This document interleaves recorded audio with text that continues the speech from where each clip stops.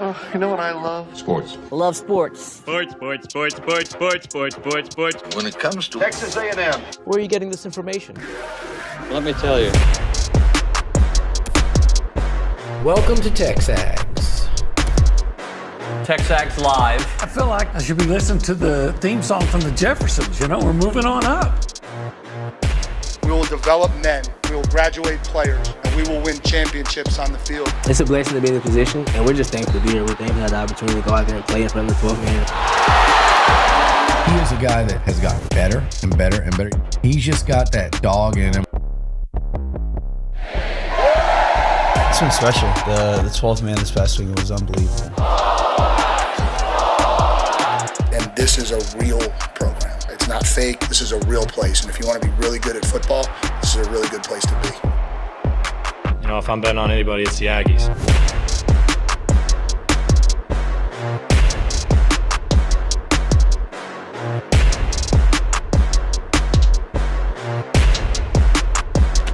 Well, Buchanan. Good morning, sir. Good morning, Nuño. Not in the mood to start with baseball today.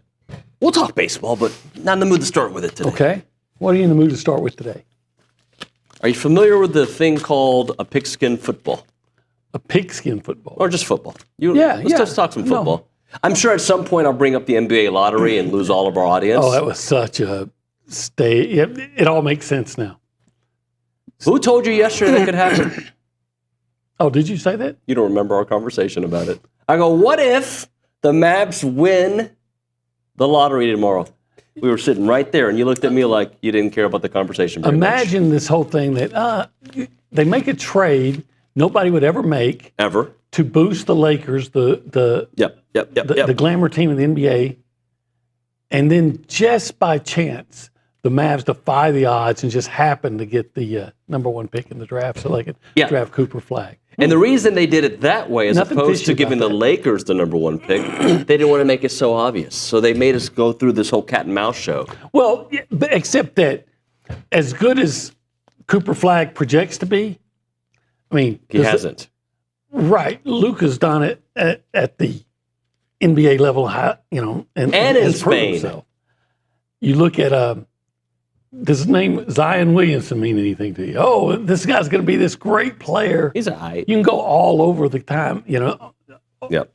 So the whole deal was obviously to boost the Lakers. It was orchestrated, and the payoff was we'll make sure you get the first pick so you can.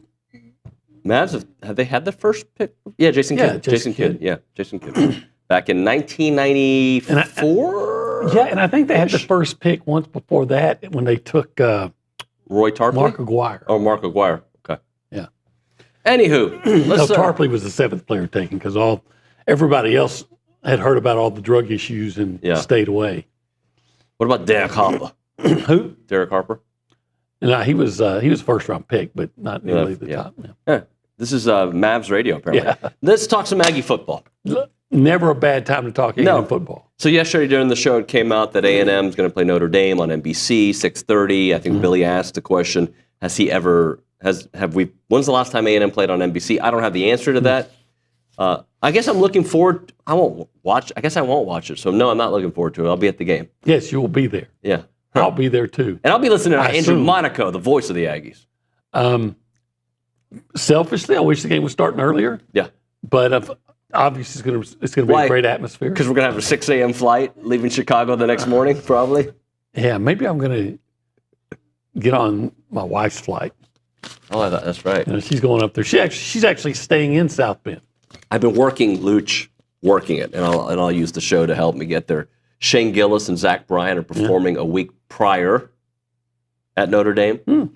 I just think we should just do a whole week of shows from there and work hard and maybe go say hi to our good friend Shane Gillis and Zach Bryan. Ladies, man. A whole week? Yeah, a whole week. Just like when are they doing their show up Saturday, there? so like a longer than a week. So we might actually be here that Saturday before actually covering a game. Oh, yeah, that's true. Didn't think about that. There is 2 games before Notre Dame. Yeah, that's true. It's not going to work. Is that going to be Utah State, I think? Yeah. Aggies versus Aggies. It's probably not a good idea anymore, now that I think about it. Now that we talk about it out loud. Well, you can go. No, I got to be at the game. Let's talk about the schedule in a different way. Okay. Right? I haven't told you we're going to talk about this. No. Although you could read the rundown.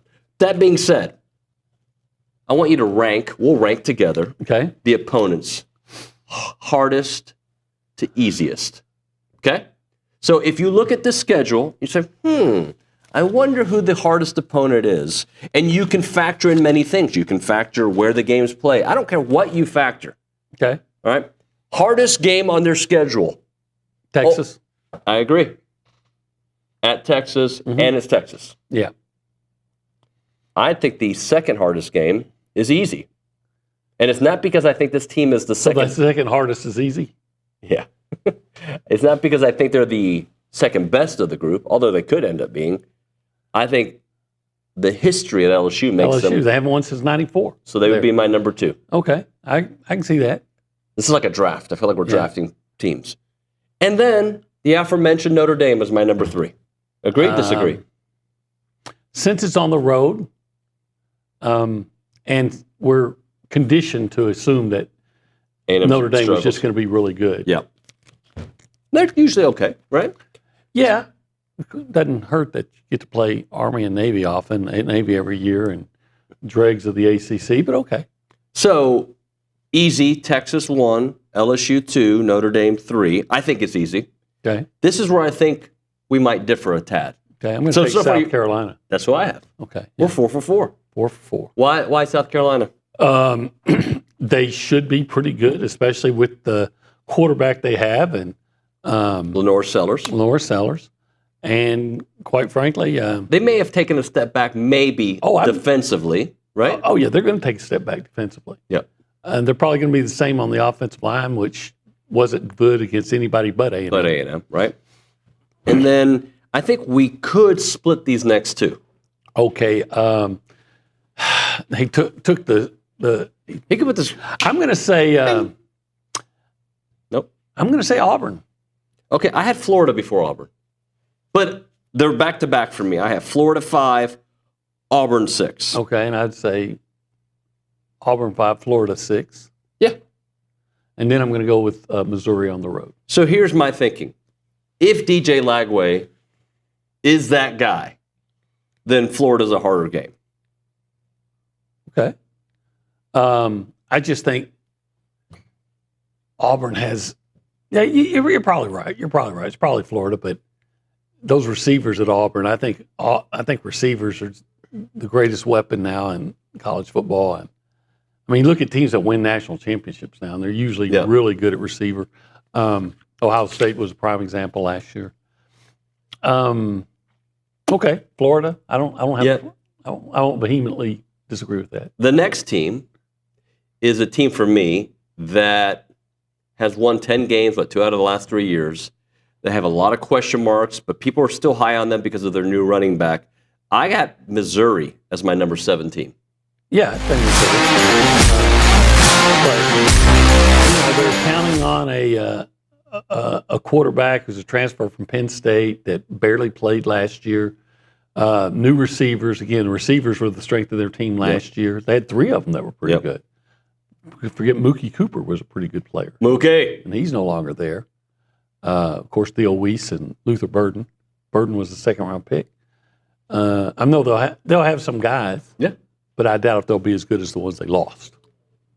My next one, I don't think they're going to be very good. But because it's on the road, because you haven't played there since, 2011? I have Arkansas as my number 8 team on the David Nuño opponents draft. Yeah, I guess I would agree with that. I might be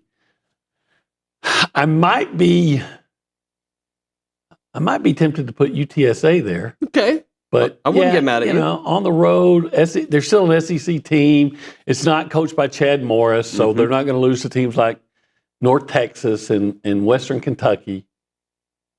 I used to call under Chad Morris, I called them, instead of Arkansas, I called them Arkansas. Okay, yeah. And people from Arkansas They got angry. They're not our Kansas anymore. Of course, they may not be as good as Kansas now, but I'll still agree with you there. Number 9. UTSA.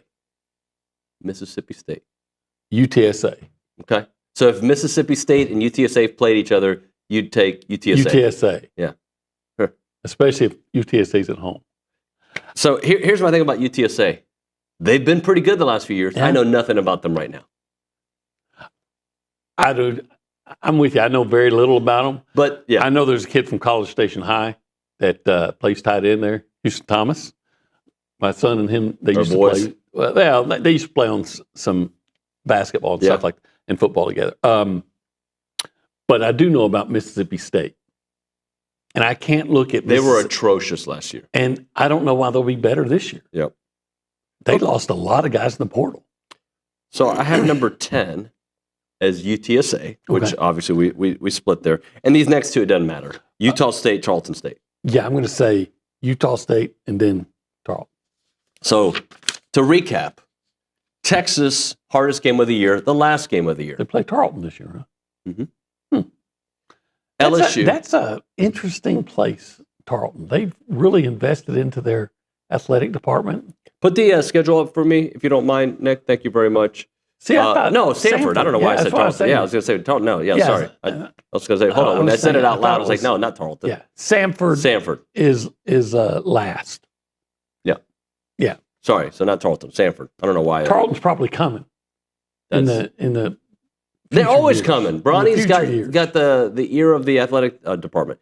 But as you look at this thing, okay, I have Texas easily number 1, LSU easily number 2. Well, I don't know if it's easy, but could you flip flop those two? I could flip flop Notre Dame and LSU because I'm not that high on LSU either.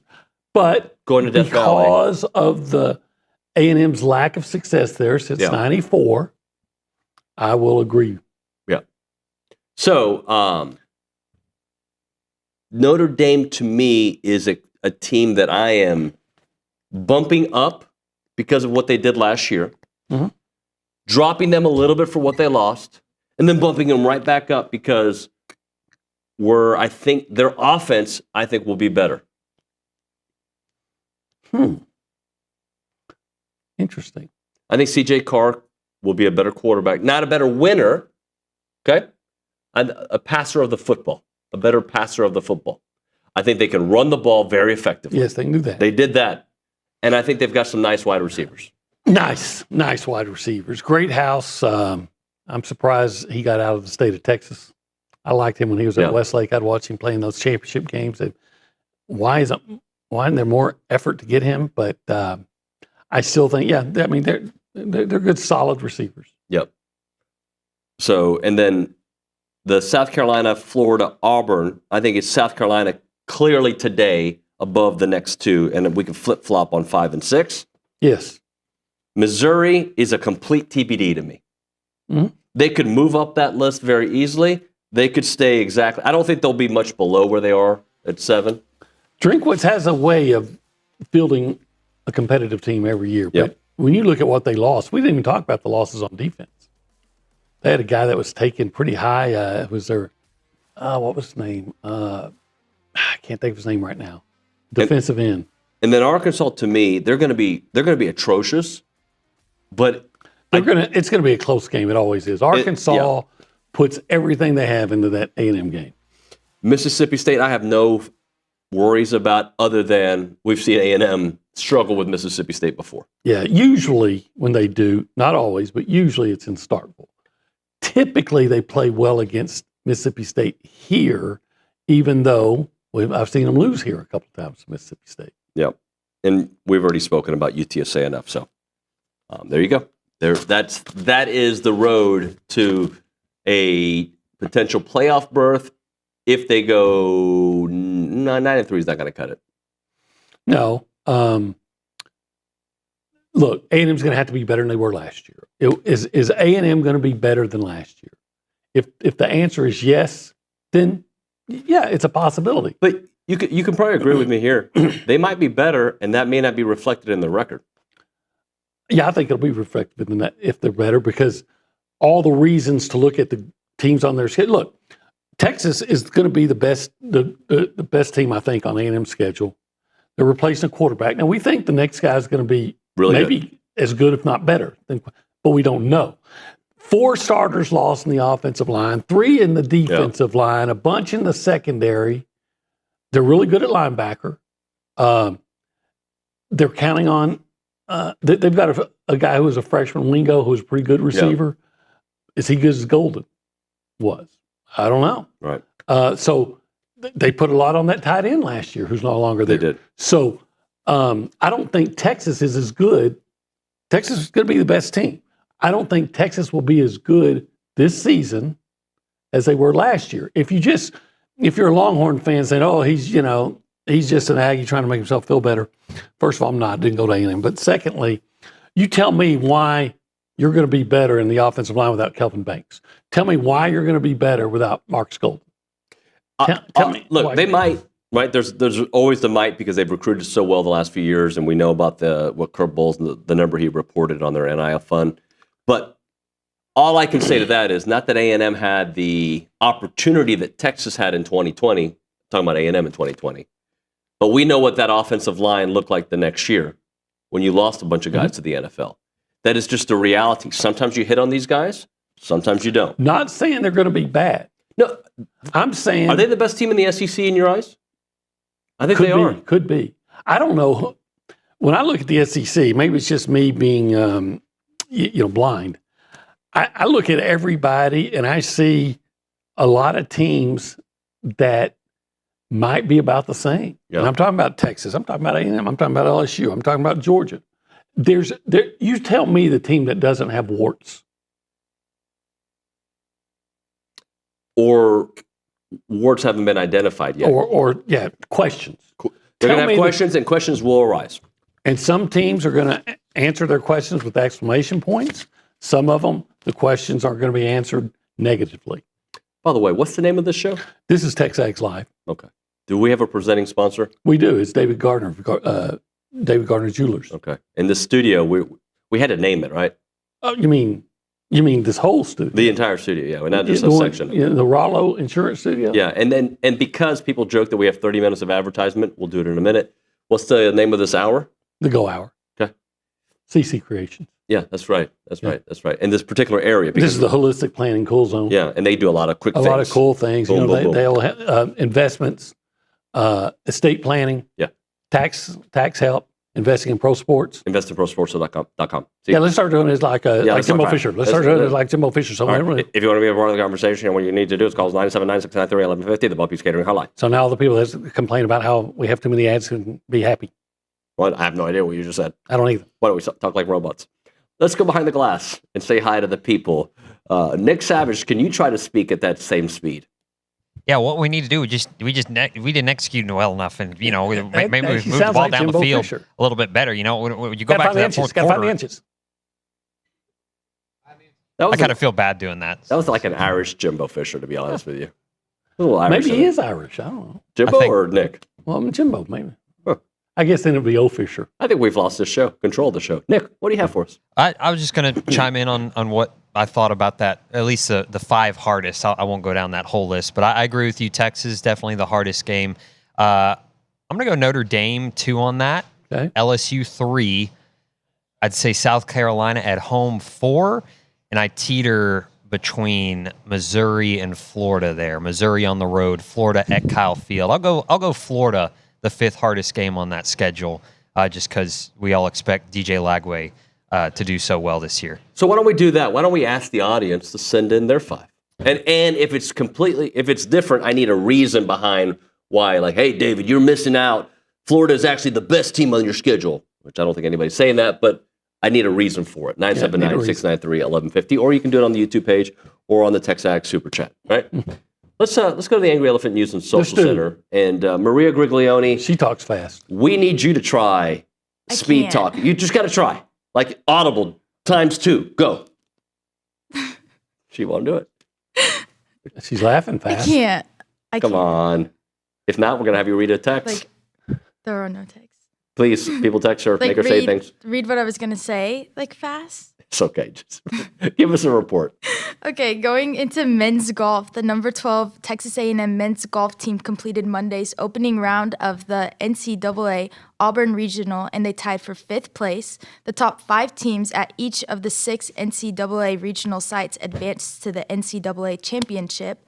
All SEC first-teamer Pishon Maishon, a.k.a. P, led the Aggies in the first round with a 2 under 70, including a 34 on the front 9. He heads into the second round tied for 6th place, and Texas A&M is paired with SMU and Purdue for the second round, which started at 8 a.m. this morning. Let's go. Go. We need a lot of winners. 4. I understood. Did you understand? Never mind. Maria, go ahead. Continue, please.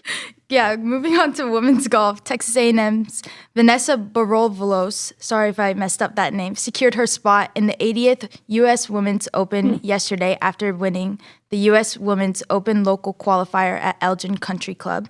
Barovolos is now the second Aggie from this past season's team to qualify for the Open, alongside her teammate Laura Wynn, who secured her spot April 28th at the qualifier. This season, Barovolos had won the Chevron Collegiate, was named SEC Freshman of the Week twice, and SEC Golfer of the Week on one occasion. The U.S. Women's Open will be played in Erin, Wisconsin, May 29th through June 1st, where Barovolos will be making her first major appearance. Thank you so much for that, Maria. Appreciate you. All right, OB, let's hit a break. Yes, sir. We're going to do it classy this time because I don't know if you heard Billy give us a hard time for 1775. So what we're just going to give the facts. We're going to say it in not a fast tone. We're just going to say it in a matter-of-fact tone, okay? What do you order when you go to 1775 if you can't order the same thing 2 days in a row? Pork ribs. Day 1. Day 2. Jalapeno cheese sausage. Okay. And if you had to add a side to that, what would you do? Queso mac and cheese. If you had to have a dessert, whatever they're building or making. Yeah, whatever's the dessert of the day, because they're always good. They're very tasty. Once you taste it, what happens to your voice? It kind of disappears because once I taste it, I just taste it again. Why do you like it so much, Opie? I'm going to turn this into an interview. Why do you like 1775 so much? I'm going to ask you why. Because it's good. Yeah. I don't think there's a lot of emotion in your voice right now. Well, look, I'll just say this. It doesn't matter what I say. You go there and you be the judge. You judge what you think of that meat, that brisket, those pork ribs, the turkey, the sausage. You judge it. Yeah. And see what you think. I agree with that. 1775txbbq.com. It's delicious.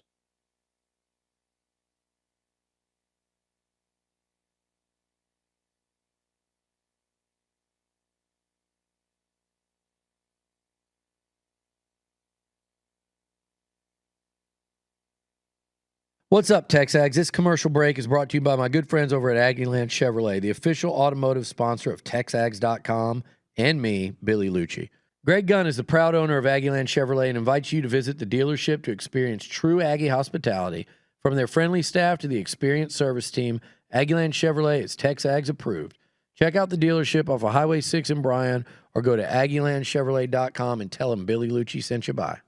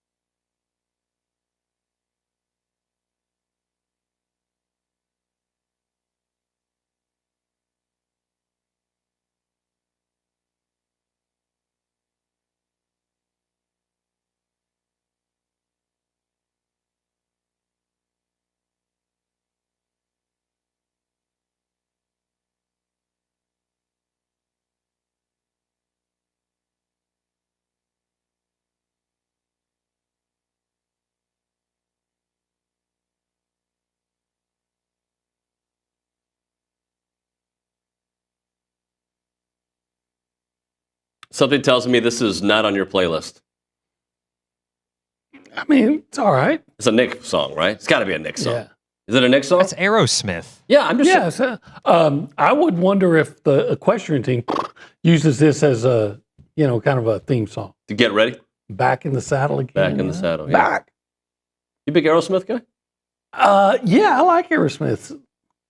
Steve Tyler, yeah. Yeah, up until I had Independence Day, or whatever it's called. Look, I have a whole life of bad choices, right? And I had a chance in high school. I had a friend with a free ticket to Aerosmith concert at the Tarrant County Convention Center. Yep.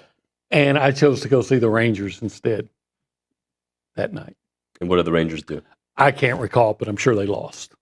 By the way, our good friend Chase in Houston says the answer to the question about the last time A&M played on NBC in 2000 when they played Notre Dame. Notre Dame. Been a minute. They won that game, did they not? Or maybe I'm thinking of the game when Notre Dame came here and got punked. I think they got punked here, but the game lost up there. Okay. And Chase will fact check me here in a moment for sure, or Maria will. Now, by the way, if you want to be a part of the conversation, 979-693-1150. That's the phone number, by the way, the Bubby's Catering Hotline, and also the way you can text the show. All right, so let's do Performance of the Week. Do you have anybody you want to nominate? Olin Buchanan? KK DeMint. KK got nine runs batted in. Had, 2 home runs, was it, against Texas? Had a 3-run double against South Carolina. I think I got her for 3 for 7, 429 in the tournament, 9 RBI, tied a tournament record, 2 home runs in the semifinal against Texas. First career multi-home run game in the semifinal. So there you go. My favorite player. KK. Can we do another one? Well, yeah, there were so many. How about Amari Harper? Yeah, she had a big weekend. 5 of 6, 6 RBI, hit a home run, perfect fielding percentage. There you go. Yeah, I mean, she played really well. Mac Barber had a home run too, I believe. Mac Barber was fantastic. Yeah. But Emiley Kennedy's going to be on the show later on today. Yeah. She'll be here in studio. Excellent. She always is. She deserves as much recognition as she can get. That whole team does. How impressed. Hey, I'm Performers of the Week is Tricia Ford for just assembling that team. Yeah. Coco Woolley. Coco. And KK. And Coco. 5 of 6, 6 runs, stolen base. Yeah. Did anybody have a bad week? A&M baseball. Well, I mean, you mean softball? I don't think so. Mary Stoyana. She could be on it all the time. They ought to move her from tennis over. We might call it the Mary Stoyana Performance of the Week Award. We might do that. She kind of owns it, doesn't she? She does. And Luciana Perez as well. So she was fantastic in doubles. Of course. Our women And athletes singles. are excelling. Yeah. For the most part. This spring. Technically, if we did the show in another market, Missouri would fall into the Performance of the Week. Oh, man. Yeah, I brought the show back. Yeah, you know what? It was the Performance of the Week. But, you can spell week 2 different ways. I see what you did there. I see what you did there. The week. The opposite of Nuño. Show the biceps. I'm not going to show the guns. Come on. I'm going to show my drug. Yeah. That's the where you do the steroids? Yeah, right there. That's where you do the steroids? That's where I do it. That's the roid rage? I do have roid rage. I do have that. By the way, if I were on roids at 180 pounds, I have some issues. I better get bigger than this. I have a joke, but I'm not. Let's not go there. I'm not going. I want to feel better, OB. I had a little bit of a cold last week, I think, or allergies, quote unquote. I'm sure it was allergies. Yeah. And I should have hooked up with Aggie hydration and injectable. See how I've weaved that in there? Okay. Yeah. What all do they do? Well, first off, I want to. They're going to hydrate you. So they're going to hydrate you, but there's a lot like when you hydrate, like especially when you're sick, you need to be hydrated. You need your electrolytes. You need all that, right? Yeah, I had it done. You did? Yeah, I think it was last year. I was really sick, and the wife surprised me by sending this. Maybe it was them. They came over and gave me an IV. That's what they do. All these mobile unit. Yeah. Yep. Pumped all these vitamins and medicine into me, and boom. You felt better. I felt better right away. By the way, no joke. They're a mobile group, right? They'll go to you. Here's what they do. Tell me which of these services you want. Okay. IV hydration. Cool. Yeah, sure. They do that in the NFL. At halftime of games. Yeah, of course. Yeah. I actually wasn't joking there. Botox. I could use it, but I don't. Weight loss options. Boy, I could really use that. On a busy weekend, an IV can be one of the easiest ways to ensure that you're receiving all your necessary vitamins and minerals. You can call them to book an appointment, or you can text them as well. 979-217-1561, Aggieland Hydration and Injectables. By the way, they will have a booth at the Troubadour Festival this weekend. I'm going to be there. It's a great event. So go see them. Especially if you party too much, go see them. They're going to take care of you. And if you don't party that much, go see them. It's Aggieland Hydration and Injectables.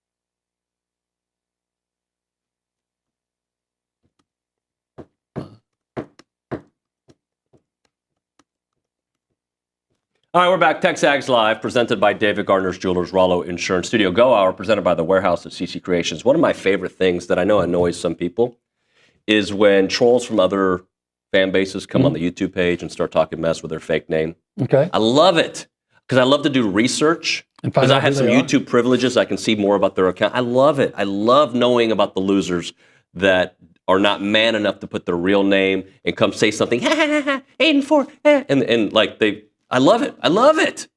I know our audience hates it. Well, no, I think half like it. But I enjoy it because they're not men. They're scared. They're typers. And you know what I am? What? I'm scared too. Anyway, you're not scared. You're not scared. If a guy really showed up here, I heard what you said, Nuño. I'm with you because, like I use, in all social media, I use my name. Yeah. Well, you're a man. I'm not going to hide behind anything. I know a story. There was a guy one time that was upset with the sports editor in Amarillo named Put Powell. Put Powell was a slight, older man. And the guy was mad at something. He came up to the office and he said, I'm looking for Put Powell. I'm going to kick his butt. Turns out Put just happened to be there with a friend of his, a longtime friend, who traveled the world as a professional wrestler. His name was Dory Funk Jr. Dory Funk. His dad. Yeah. He was like 6'9", about 300 pounds, and he got up and went over to the guy and says, I'm Put Powell. I hear you're going to kick my ass. He goes, oh, well, I was probably hasty. He said, I want you to kick it. So you never know who's on the other side. You better be careful. Yeah. Well, I'm talking about them. They know who's on this side. Anyway, let's move on. It's more than it's. Actually, I like when they come because it helps our algorithm. Other fan bases see it. It's great for us. It helps our NIL fund. So thank you, Booster. Appreciate you very much. Join us. OB, I believe it is our responsibility sometimes when stories come out to kind of wait and you can address the story as the information comes out, but before you make any real decisions, I think you need more information to come, right? Okay. Do you remember over the weekend, Shamar Stewart was all over social media for not participating? Right. Yeah. He wasn't signed yet. Yeah. He hadn't signed his contract yet, right? Right, but he wasn't going to sign based on what they were.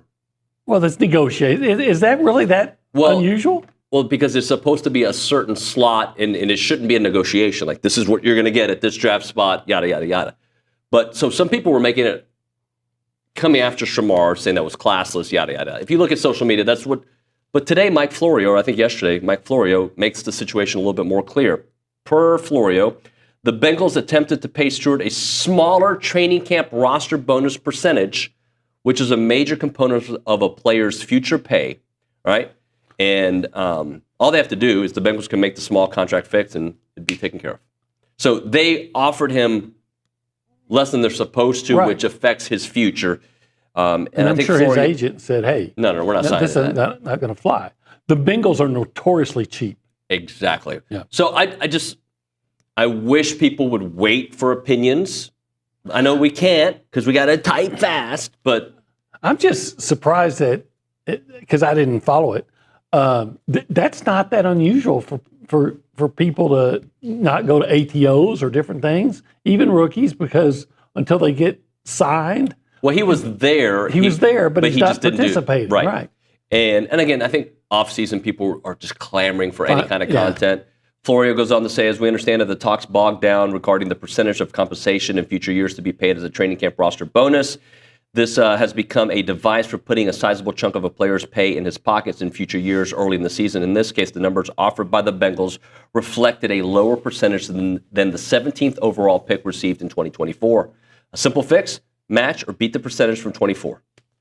Yeah, at least match it. Yeah. Now, the Bengals are going to say, we don't have to do what somebody else did just because they did. And then you say, okay, well, you have your right to try to lowball us, and we have our right to say, no, we're gonna sit out until we come to an agreement. Yep. I mean, but doesn't that happen in all sports all the time? You would think. That's why I thought to me, it's a non-story. But I mean, it happens all the time. People sit out all the time. So I was surprised that it's being made an issue. But then you see, from what Florio reported, I'm more likely, even if, say, Shamar Stewart had gone to Texas, God forbid, I'm more likely to to be on his side in this. Yeah. Michael on the YouTube page says Florio seems to be wrong more than he is right. I don't know that to be the case. It might be. Might be. I find him to be interesting. I enjoy some of his content. But so wait for information to play out. Mm-hmm. There's a negotiation. Has two sides to it, right? And sometimes whoever's advising the athlete has their reasons. It may not always be right. Right. Right. At least from the Nico's dad, for instance. From a PR standpoint, it may not be always right, but he might be doing what's right for the client from a financial perspective. And I'm not even talking about Shamar here. I'm talking about just in general. Everybody's got a different role, right? And an agent's to get the most money for his client. That's one of the big rules. And really the only option you have if you're negotiating as a player is like, well, then I'm not going to participate until we come to an agreement. And that's very common. Again, I don't understand why that's a story. Yeah. Anyway, another thing I want to get into. So, are you familiar? You're probably not. College Sports Wire. They're on USA Today. They have they're basically their section of their college sports write-ups, right? Okay. They have this own section. They came out with the top SEC running backs ahead of the 2025 college football season. And yes, A&M is represented on this list. I would think, but very high. So in the top 10, how many Aggies are on the list? Okay, of running backs. Yep, 1, 2, 3. Okay, I'm going to give you those options. And who is the highest ranked running back on this list? For A&M, excuse me. I would think Le'Veon Moss is the highest ranked for A&M if you're paying attention, and they'll probably put Reuben Owens, and they'll have 2 in the top 10. Maybe they'll go for 3, but I'd say 2. Well, 5th on this list. 5th is Amari Daniels. Okay. Daniels quietly slipped into the Aggies' backfield in 24, carrying for 661 yards, 8 touchdowns, averaged almost 5 yards per carry. He also forced 19 missed tackles. Now, with Le'Veon Moss recovering, Daniels returns and are well-suited for the job. That's just looking at the box score. Yeah, I love Amari. Tell me you really don't know A&M without telling me you really don't know A&M. I love Amari. I love that he's on this list. Oh, yeah. I mean, Amari, he came in and played very well. It had Le'Veon at number 7, okay? I'd have him higher, but if you want to take away some points because he got injured. He's all these, okay, yeah, maybe that's it. All right, if you're going to, do they say that? Moss had an outstanding season, amassing 785 yards, 10 touchdowns before a knee injury cut his season short. With a healthy Moss, the Aggies could have one of the SEC's most dynamic combos with Moss, Daniels. Oh, and it says new transfer Reuben Owens. No, not a new transfer. Sorry, again, College Sports Wire. Yeah, their credibility, it sounds like they should be College Sports Liar. I didn't actually know that they called him a transfer my point was not to show their mistakes. My point was Amari Daniels sometimes gets lost in the discussion. Yeah. Because he was really good for this team. But there's another, as good as he was, I think Le'Veon and Reuben Owens' potential are even higher right now. I don't know who's a better running back in the SEC than Le'Veon Moss. The guy at Texas was obviously really good. Trey Wisner is. I was thinking the other guy, Quintravious. Quintravious, yes. They were obviously very good. The freshman Durham at LSU is really good. He's number 2 on this list. So Caden Durham, number 2 on the list. He's really good. Jaden Ball, number 3. Who? Jaden Ball, the Florida Gators running back who took over halfway, had like almost 700 yards rushing. He was good. He was really good. Nate Frazier. Georgia. At 4. CJ Baxter at 6. Okay. A guy who missed all of last year. Yeah, I know. Le'Veon was all SEC last year. Again, College Sports Liar.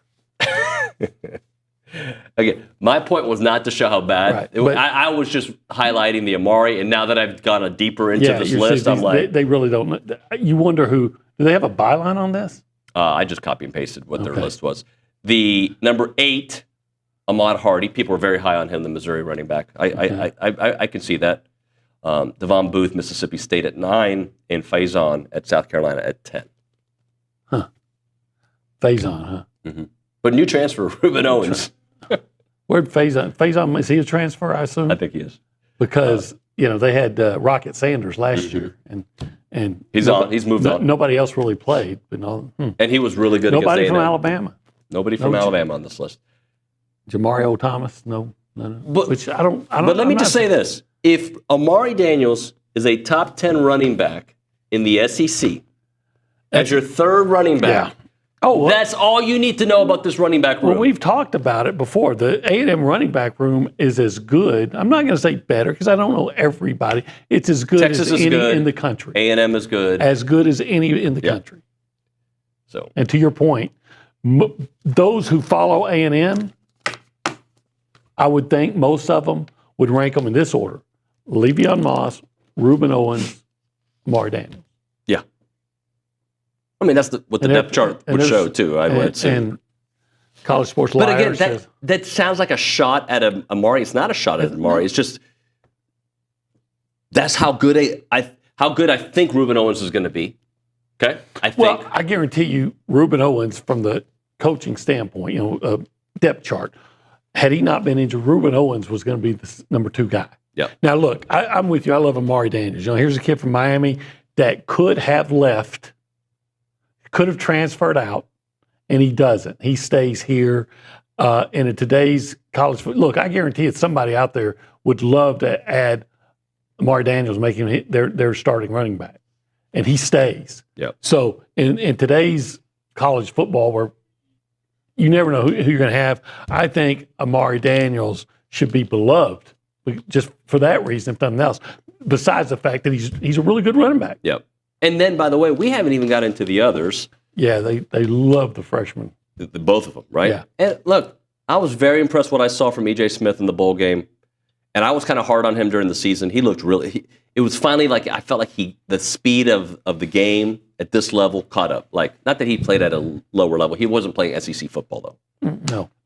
And I thought he looked really good in the bowl game. I thought he looked good in the spring game. Let's hit a break.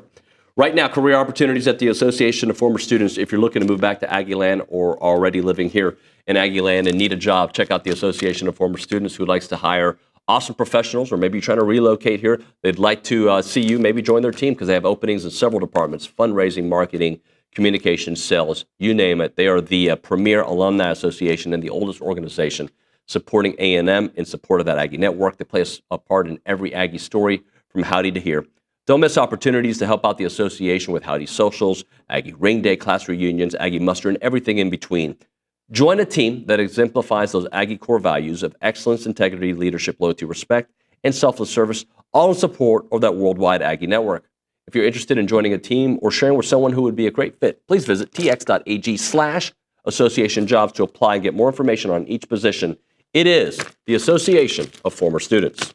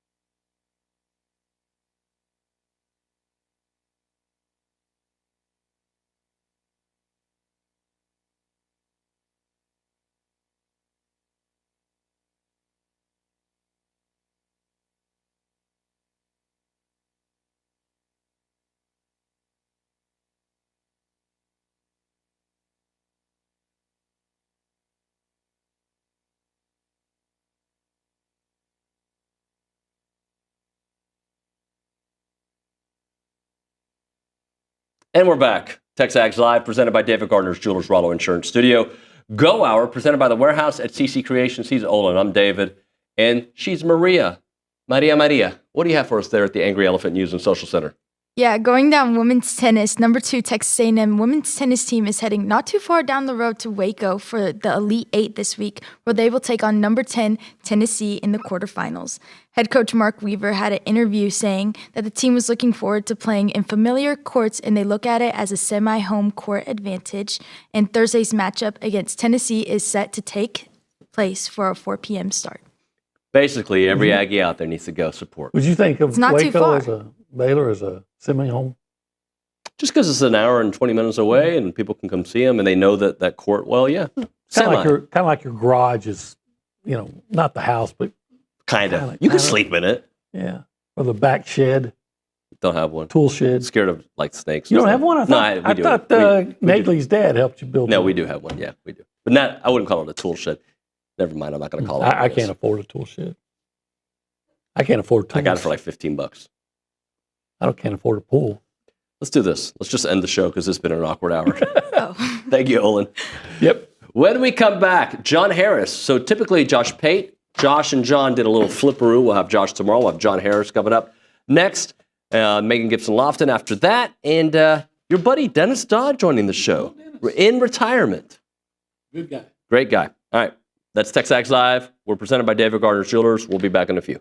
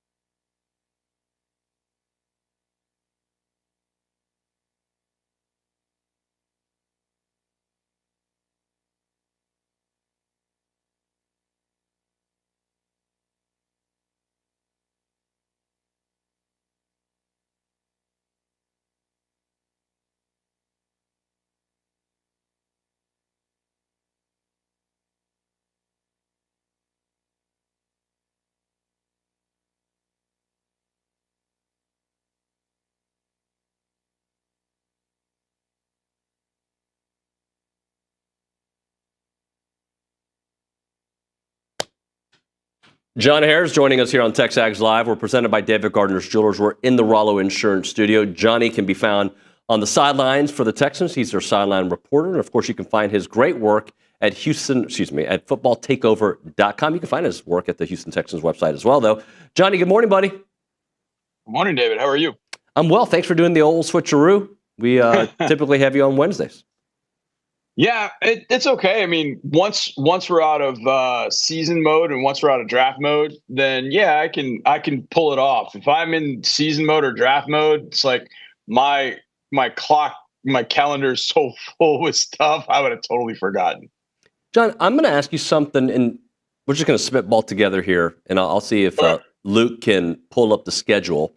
So I did a hardest to easiest when it comes to A&M's schedule this year.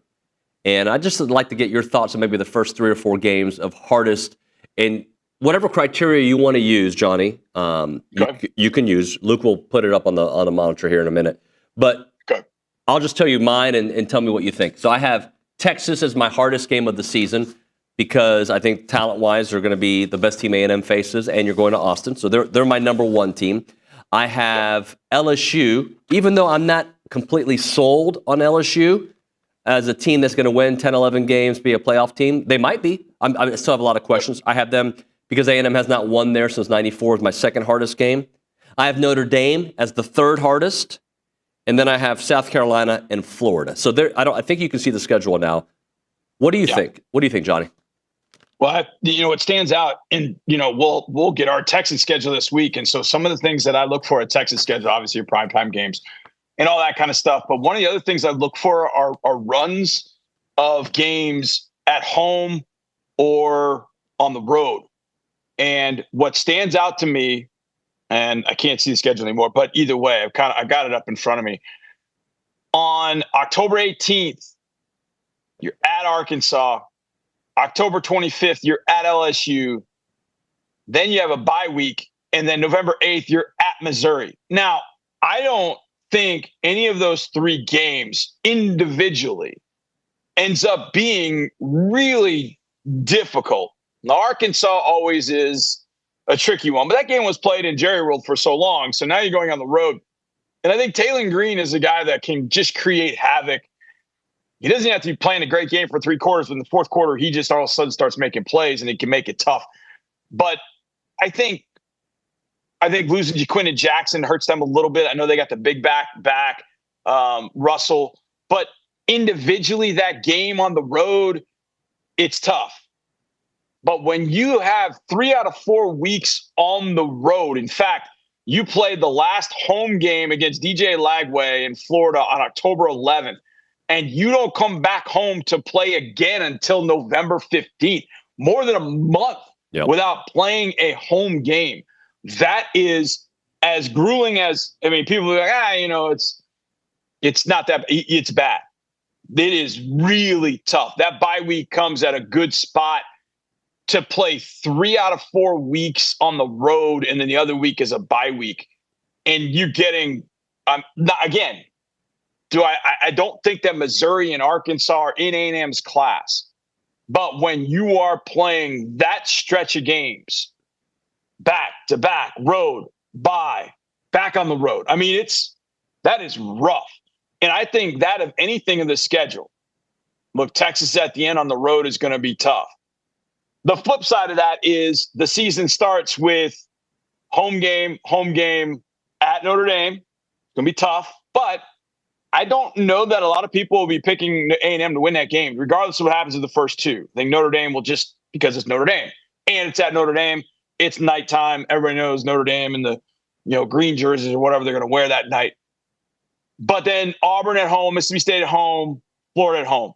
So one of the first, 5 or 6 games is on the road.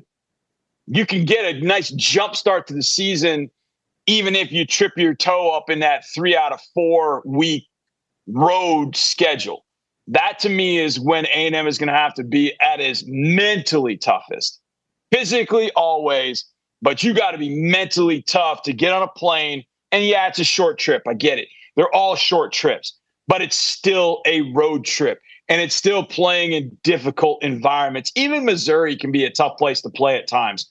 So That and I don't think Missouri is going to be tremendous this year. They got to replace Brady Cook. They got to replace Luther Burden, Armand Membu at right tackle. Their left tackle they got to replace. So they've got some pieces that they've got to replace. That I don't know Missouri's that good. I don't know Arkansas is that good. But it's just that stretch of games is so tough when you're going on the road. I've done that before with the Texans, and even in just my role, when you play back-to-back games, I think I've done this before. We've had back-to-back games on the road, a bye week, and then the road. We've done a stretch like this, and I'm telling you that you're sapped. Like you're just toast by the time you get through that third road game, even though you've got this run of games at home to begin, and then you've got a run of games at home after. It's when you're in the midst of that one. So to me, that's what the season kind of builds to. You come out of there 2-3, let's say just 2-3. You're setting up right where you want to be, putting yourself in SEC championship game potential mix, and again making that game at Texas worth as much as we could all think about. On the hook, just looking at the schedule. I mean, and I'm not trying to discount any games at home, but I don't think Auburn's going to be great. I think they'll be better. Mississippi State's still not there. Florida could be tricky. Florida's got some dudes. In Lagway, he's going to be tough, and he's coming back home basically to play that game. South Carolina's going to be really good. I think South Carolina's got a chance with Lenora Sellers to be better than a lot of people think. And then there's Texas at the end. So even the home games, not easy, but it's that stretch of those 3 road games that really, to me, kind of sticks out more than anything else. Understanding the SEC the way you do, who do you think is the best team in the SEC? Because Texas is getting a lot of the love. Georgia still gets that bump because they're Georgia. I feel like Georgia's taking a step back. Alabama might take a big step forward this year. I think it's a big year for Caleb DeBoer. I still think he's one of the best coaches in college football. But who do you think? Like who should be the best team based on who they have coming back and who they have stepping up?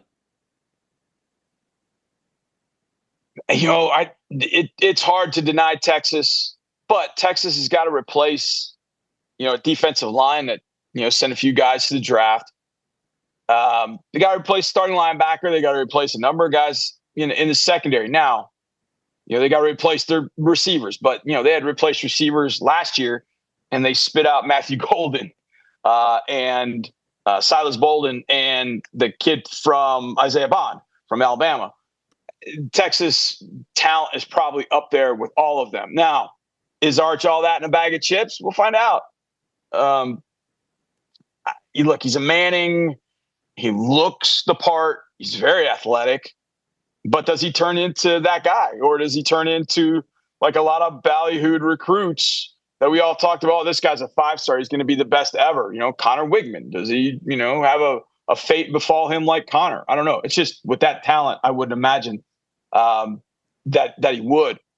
I think a team kind of off the beaten path that could be very, very good. 2 of them, and I just mentioned them, and they're on their schedule. I think Florida has got a chance to have some talent. They've got talent. They have a chance to be very good. I think defensively, they've got a couple of dudes up front, Tyreek Sapp being one of them. I think the secondary is coming back relatively intact. Linebackers, they'll lose Shamar James, but I still think they'll be pretty good. Up front, I think they could be very good offensively. Jake Slaughter at center might be the best center in the country. Might be the best center in the SEC. And then there's Lagway. And Lagway played pretty well down the stretch. And if he takes a step, I think Florida could be very, very good off the beaten path. And I think South Carolina is going to be good because they've got Lenora Sellers, and they've got arguably, in my mind, the most dynamic rusher I've seen in a long time at Dylan Stewart. Now, South Carolina's got probably more holes to fill, but I also think that Shane Beamer's done a really nice job in filling holes with transfers. Still got a ton of talent, and I think Lenora Sellers is QB1, regardless Arch Manning or not. I think Lenora Sellers is legitimately good. Georgia will be okay, but at some point, the loss of talent, year after year after year. I mean, I know they've replenished it, but Gunnar Stockton at quarterback, does he scare you? No, not really. It didn't scare me. I liked his little story, but I think Alabama could be the team if they can figure out what they're doing at quarterback. I think Alabama still good on the offensive line, still a couple of studs up there. I think linebackers, Deontay Lawson on defense. I think the front's going to be good with Keenan back, LT Overton on the edge. Secondary's got both corners coming back. I think that Alabama might get itself back into the mix, but who's that quarterback? If they had Jalen Milroe back for another year at quarterback, I'd feel like, oh, okay. Yeah, it's on for Alabama now. They've kind of gone through the first year, highs and lows with Kalen DeBoer. I think Alabama could be that team. I just don't know quarterback-wise that I feel comfortable saying and stamping Alabama and saying, yeah, Ty Simpson's the man. Like, Ty Simpson had a chance to be the man at 23, and he went to South Florida, scored 7 points, and they put Jalen Milroe back in, and Ty Simpson was an afterthought. So I think Alabama probably has the most overall NFL draftable talent in the conference. If I go by that, David, and Texas is close to them, then I think Georgia, A&M are right there. The thing I like about A&M is they've got, to me, the draftable pieces in key spots, like their offensive line. I think their offensive line could be very, very good if everybody stays healthy, and they can keep everybody in the same damn spot. I think there's a good opportunity for that line to be very good. And I think Marcel Reed, albeit maybe not draftable as a quarterback, but I think he's the right piece. So I think A&M is definitely and should be definitely considered in that mix. I'll say LSU, but I just don't know that I trust all the talent. LSU's got to fix the entire offensive line. Receiver wise, I don't know that they're going to be as good as they were last year. And that was a step down from the Malik Neighbors, Brian Thomas year. Defensively, I don't know that they've gotten any better, but they do get Harold Perkins back. But what is Harold Perkins? I don't know. So, and they've got a couple pieces in the secondary. So, I just don't know that I buy LSU with Brian Kelly. I just don't. So I think this is as much a wide open year as it could possibly be. But in the end, it might come back down to the powers in Alabama and Texas being the most talented in the conference. What do you know about CJ Carr, if you know anything about him, the Notre Dame quarterback? It looks like he'll be the Notre Dame quarterback. And I made a comment to OB. I feel like Notre Dame's offense this year could be better or should be better than they were last year, with a returning offensive line, with a great running game, with some really nice wide receivers, and it looks like a quarterback who can throw. Yeah, I mean, if they get that, then look, Riley Leonard had a bit of grit that could get them. He could make plays in the fourth quarter. Things got tough against Penn State. And even though Steve Angeli had come in the second quarter when Leonard got beat up a little bit and led them to a field goal drive right before the half, I think having more of an athletic quarterback, CJ Carr is the grandson of Lloyd Carr, who had been the coach at Michigan for a long time. So obviously there's DNA there, but we've seen a lot of, coaches' kids turn out to be absolute garbage at quarterback. Look, it's going to be that Notre Dame team is going to be about, we've got the best running back duo in the country, arguably, with Love and Price. It's hard to compare. Now, A&M, if everybody's healthy, A&M can compare to them. Offensive line's going to be good. Emil Wagner at right tackle, I think, is going to be a stud. Last year, we talked about Anthony Knapp being, he's a true freshman. He's going to be a problem. He didn't give up a sack the first game against A&M. He was fantastic. And if he's back healthy, that could be good. Losing Coogan up front at center, I think, will hurt them long term. But, Carr just has to be able to throw the ball just a little bit better. And he's got Jaden Greathouse out of Austin Westlake. And Greathouse is a stud. So just get him the ball. I mean, he showed that in the game against Ohio State. But I think Notre Dame's defense could be really good. Bryce Young on the edge. I talked to Kurt Heinisch. His brother is one of the starting defensive tackles. And he was asking me, he's like, hey, what do you think of the quarterback competition? And I thought it would be Angeli, a team that's got that much talent. If you just kind of have a game manager, kind of a caretaker, you'd be okay. But then the day after I said that to him, Angeli decides to transfer to Syracuse, and it looks like it's going to be CJ Carr or somebody we're not considering. But I think Notre Dame's probably got as much talent as they've had in a long time. They could have one of the 2 or 3 best corners in Leonard Moore, a sophomore. I think they could have one of the 2 or 3 best safeties in Schuler. Drake Bowen is one of the top 10 linebackers in the country. Bryce Young is going to be an emerging threat out on the edge. So defensively, they got studs at each position. And then the offensive line and the run game could be very, very good. And especially early on in the year, that's what you want to lean on. And especially facing an A&M team that's losing 3 guys that went to the draft. And look, you and I both know that what's coming is going to be pretty good, but it's probably not like Shamar, and Nick were last year. So you're going to lean on that offensive line to push them around a little bit, or think you can. And you have 2 of the best backs, hopefully healthy at that point in Love and Price. So I think that game could actually be about 2 hours and 45 minutes because it's going to be run game on both sides, and it's going to be old school 1990s. You know, you might as well get in the eye formation and just hammer each other for 2 hours and 45 minutes and fit into a nice 3-hour TV window. But I think that's the kind of game it's going to be. But I think Carr isn't going to – I don't think C.J. Carr is going to be able to create as many plays as Riley Leonard could out of nowhere. But I do think he's going to be able to throw the ball better than Riley Leonard did. Riley Leonard took all those hits, and it really impacted him throwing the football. I think C.J. Carr, really, you're not going to get as much run game from him, but you don't need it. You've got 2 of the best backs, and I think you're going to rely on those 2 guys throughout the year.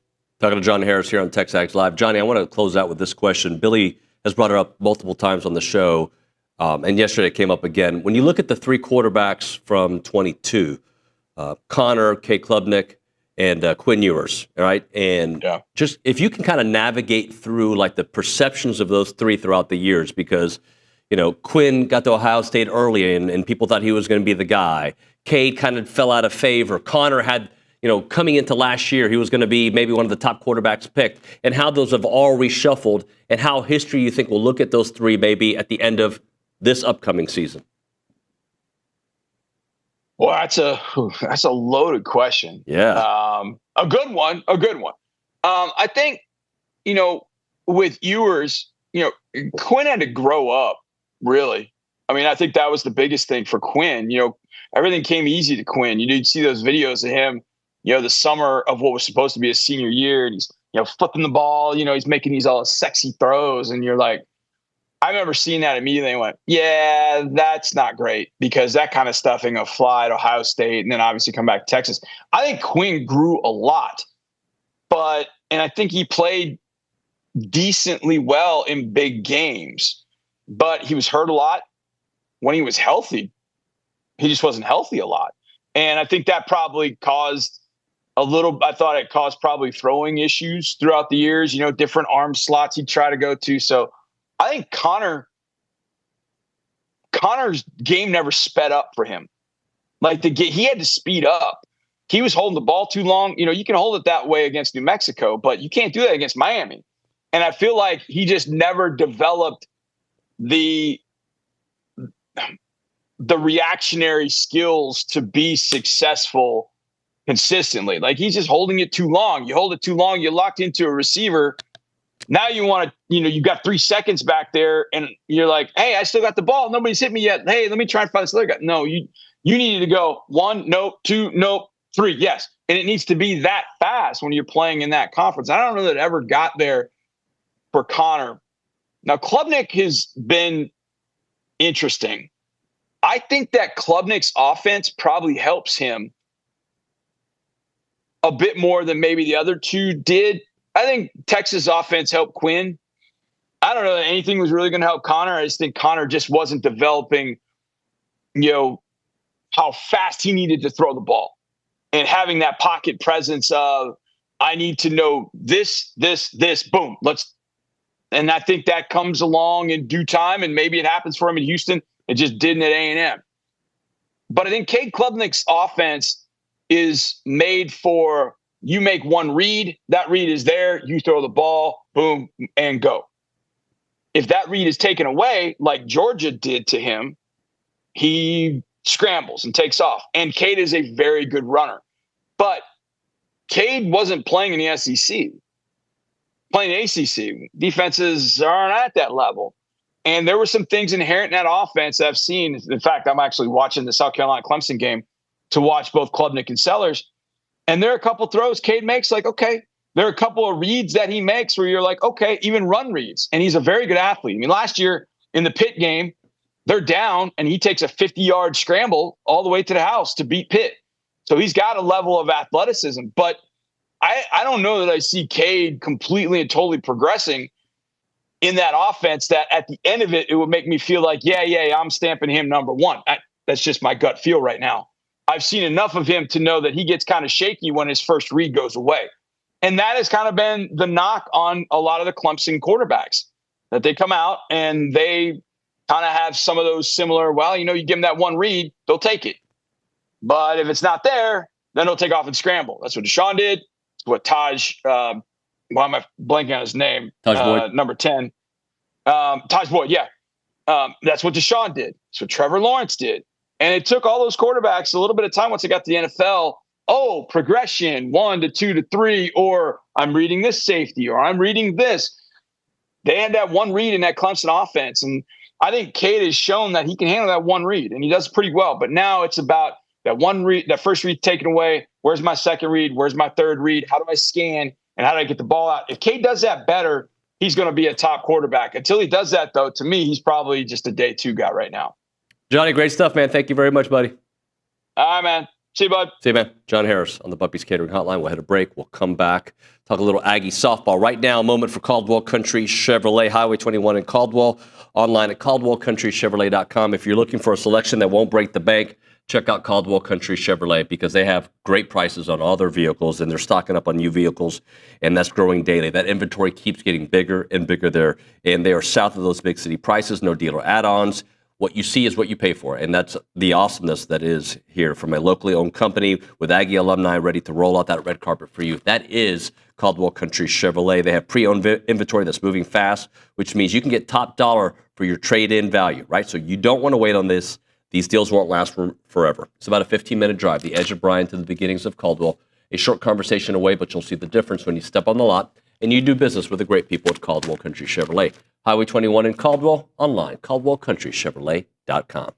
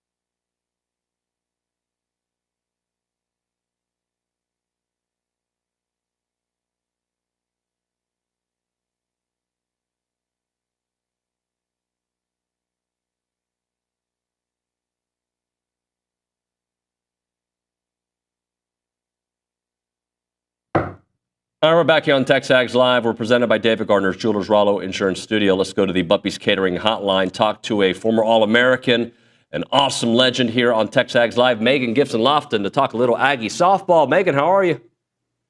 I'm great. Thanks for having me. Thanks for joining us here on the show. So let's just start things off with where we are. Like the great news from Sunday, A&M, the overall #1 seed. That follows up the co-championship of the SEC. I know we all wanted to see that game happen. We'll maybe get it in Oklahoma City. Just kind of talk about the build that we've seen from Trisha Ford to get here to be in the overall #1 seed. Yeah, this year has been really awesome and fun to watch them. And I think the coolest thing too is they're playing really great postseasons. As you probably know, the time you want to hit your stride. And I think that they're starting to hit that right now. I think that's also why there were a lot of people really excited to watch the Oklahoma matchup, just to see it, because they're playing some really good softball. So to watch that matchup, though, I think you're right. I think we can hope, but I think there's a good chance that we're going to see that game in Oklahoma City at the Women's College World Series. One of the things that I kind of marvel at, and I think championship caliber teams have this, is a mix of veterans and young players who contribute. This team is built that way, where you've got the transfers, you've got the vets who've been here for the last 3 years, and you also got these freshmen and sophomores who are making headlines themselves. Yeah, I think the freshmen and sophomores, I always use this term of like young and dumb. They just don't really know any better in a good way. The veterans, the older girls on that team are kind of leading that for them, leading the way for, postseason and what they've experienced in the past and that grittiness of wanting to win. And I think the younger girls are just kind of falling into place with that. These transfers and, Emily, a lot of the senior class in general have been there and know what it takes and have gotten really close to making it all the way to the World Series. And I think that this year for them is really going to be that year. They have really great leadership. They're lethal offensively. It is so fun to watch them. Just really exciting. I'm glad you mentioned that, because there was a stretch in the season where the offense was a question mark. It was good, but it wasn't like this high volume of runs scored per game. They were finding different ways to win. They're still doing that with an offensive ability as well. Yeah. And they just have a well-rounded offense. We talk a lot about the big hitters, but I think what really rounds them out is the table setters like Coco Woolley and, oh my gosh, struggling. Third baseman. Holy cow. Kennedy Powell. There you go. There you go. Yeah. KP. Just really, those are their table setters. And then you have your 9-hole Kramer SJ who hit a home run. Well, questionable, but I think it was out this past weekend. So they have power 1 through 9. KP hit her home run this past weekend at the SEC tournament. Coco has shown more power this year, not just a slapper, but they have the ability to do all three. And then you have your big hitters like Maya Perez and, all those guys, and it's Mac Barbara, just really fun to watch them 1 through 9. There really isn't an easy out. Not that there would be, but you get through 1 through 4 typically on most teams, and you're like, okay, I can breathe a little bit getting down to the bottom. But this team, there's no way you could do that. And then you bring in a hitter off the bench, and these kids are hitting home runs too. Megan, we're going to have Emiley Kennedy in studio later on today at 10 o'clock on the show. Oh, fun. And she has done it consecutively, right? Like, it's one thing to be great 1 year, a second year, a third year. Like, she has been, and what is different maybe this year than what we've seen in the past? She's matured a lot on the field. She's learned a lot about who she is as a pitcher. She has the ability to throw 78. That's not where she strives. That's not where she does or thrives. That's not where she does great. But she has that ability to do that. But she knows that her ball moves more. She has more control, kind of living in that 72, 73, 74 range. And I think for her, the biggest thing has been her mentality. I think I've said that before, but watching her mature on the field and become a pitcher and not just a thrower has been game changing for her. And don't get me wrong, I've seen her hum in 77, But I think, her learning that this is where I thrive. This is where I'm best. This is where, I do really well, and staying within that range for her is, she's phenomenal. Megan, last thing for you. Is there an area that you think A&M could potentially be vulnerable? I like to think that they have a lot of depth pitching. Not that that's a concern, but, I know that some of their pitchers have struggled a little bit this year beyond Emiley. So I think that they will do great with her on the mound. I think that they will do good beyond her. So I think maybe a little more pitching depth would be my only concern, if there really is one. But they've done it all year. They've figured it out. And their offense is so good that it's hard to beat them. Megan, great stuff. Thanks so much for your time. I appreciate you making a few minutes for us. Thank you. Thanks for having me. Appreciate you. We'll hit a break here. When we come back, Dennis Dodd, formerly of CBS Sports. He just retired a couple of weeks ago. We'll talk some just college football, maybe get his thoughts on the Aggies and whatnot. We'll do that. But right now we're talking about a national movement from Heritage Films. It's something happening across America, farmlands and ranches. It's because of you, the TexAgs audience, by the way, a big part of it. Thank you for being part of Heritage Films' growth. Chance McClain is the founder, the CEO. He does it all there. And he loves telling people stories. He loves telling people's family stories and also their ranch stories. And that's why he started Farm and Ranch Films, where agricultural stories need to be told, whether you're a timber farmer thinking about centuries or a ranch farmer preserving old generation practices. You need to have that story told in a conversational documentary form, a Netflix-style documentary that he does, and he does better than anyone. He captures these moments, and he makes sure to capture the values that matter most to your ranch, to your family, to whatever's important to you. Because of you, it's happening, a movement in America, and those stories are being told. You need to check out Heritage Films. The website is yourheritagefilm.com. Learn all about his farm and ranch films by clicking on that part of the website, Farm and Ranch, or call him up directly, 713-893-8341, 713-893-8341. It's Heritage Films.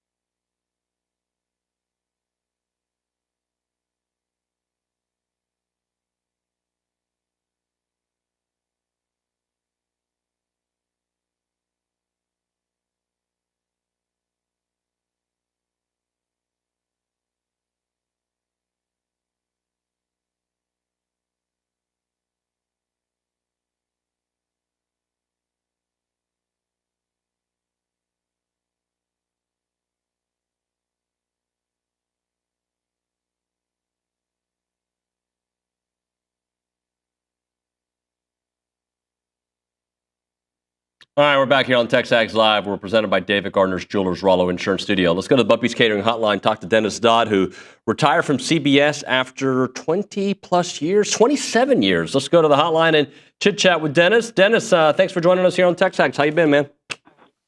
I'm good. Relaxing, actually. Good for you. Playing a lot of golf, right? Played yesterday, played a few times. Yeah, it's. I'm not going to sit around. I've got projects I'm working on. But it's nice to wake up every morning without having something over your head that you have to do. You know what I mean? Yeah. So do you feel, okay, it's been a little bit over a month. It was right during the Final Four, correct? Your last day? Yeah, it was April 10th, actually was the last day, yeah. Was that an emotional weekend for you? It was, only because CBS really made a big deal about it. And look, I'm grateful. They wanted me to write a farewell column. The president of CBS Sports put out his own tweet the day it happened. I had a couple of outings in San Antonio where people from the company took me out, and it was great, but it's like, really, for me, all I'm doing is retiring. It was almost too much, but grateful for it. It was great. Is it interesting or difficult to potentially not follow the beat the way you always have? Do you find yourself still reading everything, consuming everything college football? I still read everything. I thought I'd have more withdrawal. God, I got to weigh in, or I got to do this. And I have called people, just to stay current on stuff. But the only time so far that I really, really wanted to write is during the Shedeur Sanders thing in the draft, where you literally could have written a different column each of the 3 days. First day, well, he's not drafted. Second day, he's going to be drafted as a backup. Third day, is he going to be drafted at all? And everything that went with it. I think we now understand that his talent was overrated for a first-round starting pick. And then for the backup part of it, who wants a backup quarterback who's, posse or what have you, his people may overshadow the entire team. And one tweet from Deion Sanders could take down an entire franchise. So I think that's what had to do with it. Best of luck to him. I thought he was a great player at Colorado. We'll see how it goes. What's the most memorable game that you covered? Oh gosh, at CBS, it was probably the pick six. That and the 22 Tennessee-Alabama game where they took the goalposts out to the Tennessee River. I think that was 22, wasn't 23. Because in that one, I was also covering for HQ, our streaming site, and nearly got decapitated twice by the goalpost being taken down the field. I luckily ducked just in time. And it ended up interviewing at the 50-yard line that Hyatt, that receiver who was so good that night. I don't think he heard anything I asked him, and I certainly didn't hear anything he answered. But they slapped it up on the site, and our people loved it. So it was, I guess, those two, yeah. Dennis, I want to go back 27 years ago when you started at CBS, and somebody would have told you, hey, this is what college football is going to look like, at least the playoffs or the postseason over the next few years. You're going to have your BCS era. You're going to have your 14 playoff, your 12-team playoff. And oh, by the way, it's probably going to end up being 16. Just kind of talk to me about what it was like in 98 and through your lens, this evolution of college football. Yeah, just complete unknown. It was like, okay, great. We're going to have two teams play for the championship. Okay, that sounds right. Well, I finally decided on the field. Well, how many of those years were, it was a clear-cut 1 and 2? And there were some, but there was always something going on. Even the first year, Florida State didn't have its starting quarterback, was injured against Tennessee and at Arizona State at Sun Devil Stadium. And I remember the backup, and you can remind me of the name. The backup was nicknamed Rooster, and he almost beat Tennessee. And that was the year I think we were delayed for maybe hours getting into the press box because the vice president was showing up, so they had to get the dogs and everything. But I mean, that's different than your question. I couldn't have imagined a point where, look, I had Jerry Palm on speed dial. I had, because of all this math, I couldn't keep track of it week to week. And then when the playoff came, that seemed like the next logical step. But you had this Tuesday night thing, which I think is just, I'm among those who think it's utterly stupid. I think it's just it's a pursuit of advertising dollars and created content because you get really nothing out of it. But that being said, it's been a net positive because the game has never been more popular. I said last year, my last full year on the beat, I've never had a more fulfilling year with everything that went on the first year of the 12-team playoff. I really think it enhanced the game. There was more interest. Teams trying to get in it, teams dropping out of it. I think we all thought there was in the back of our minds, hey, it's not going to, it may not matter, or it may matter if a team loses in week 3 in a showdown game. Well, no, it didn't matter that Ohio State lost to Michigan. That opens a whole new can of worms. Ohio State, or vice versa, Michigan can lose to its top opponent, not even play for the Big Ten championship, and win the national championship. I thought, as far as storylines, that was great. Do you think, though, it's sustainable, the growth and the interest based on the Wild West that they, I guess, are putting some, guardrails if you believe the House settlement is going to lead to that? But I feel more and more olds like myself that are talking about, I don't know if I want to keep investing my time into a sport that changes every few seconds. Yeah, that's a great point. I keep coming back to the conclusion that, everybody, what's it going to be like when they pay players? And, we've witnessed it now for 4 years. July 1st will be 4 years. Now we can argue about, what the final prospect is going to be, what the House settlement's going to look like if there's collective bargaining. But I think we all know at the end of the day, the players are going to be paid, but they've been paid for 4 years. We're just talking about what amount. I keep telling people, I've seen Shedeur Sanders drive to work in a Maybach. I've seen the gold watch. On Saturday morning or afternoon, all I care about is if he plays well or not. And I think that's what the fans have shown is unprecedented. The ratings are high. We know that. Attendance is up. They're voting with their feet by going to the games. And I think that will endure. As much as I think what you're referring to, as much as the administrators want to wreck this game by their own selfish interests, and that's what it is right now, I don't think they can. I think it's going to endure. There's going to be a play, whatever comes out of it. The playoff is going to be there, whether it's a Super League and only 50 teams or a 16-team playoff with everybody in it, and that's what this latest Trump presidential commission wants to do. It's going to endure, I think. Talking to Dennis Dodd here on TexAgs Live. Dennis, talk to me about what Coach Elko did in year 1 to year 2. Like what you think he's going to be able to do. Do you think he's putting them in the right direction?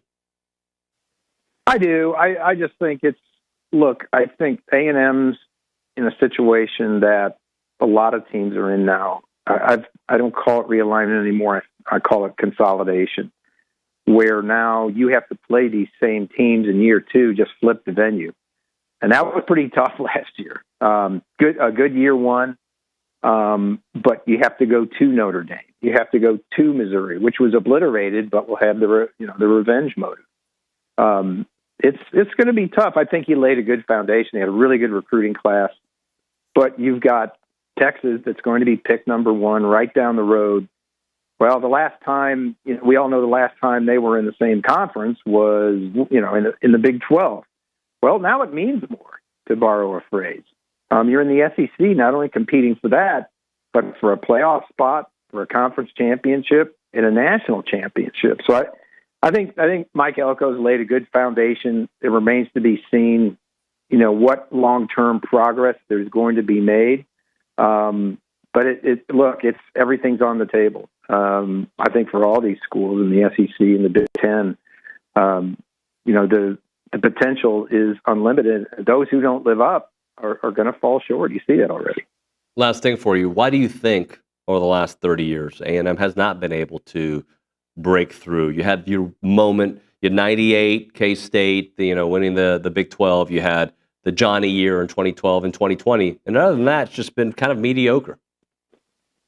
Yeah, that's a question for the ages, isn't it? There could be books written on that. I was there for both of those. I was there for the Johnny stuff and that game in '98. Man, I should put that on the list. Where I keep getting this wrong. I can't remember either. A&M or K-State was up by 12 with 9 minutes to go, or 9 with 12 minutes to go. I can't remember. But anyway, we know how it ended.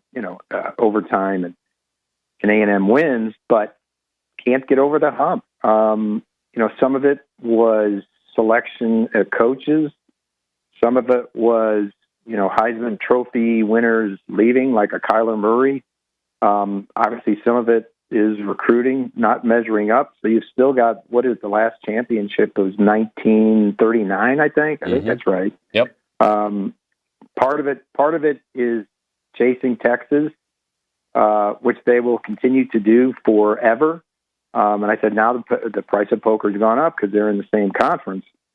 And that's going to be, that last game of the season every year. So it's hard to put your finger on. I mean, it's really hard to blame anybody when you've got the best of everything there. Yeah, I guess you can blame individual people, but there's no reason that Texas A&M shouldn't be a contender for the national championship every year.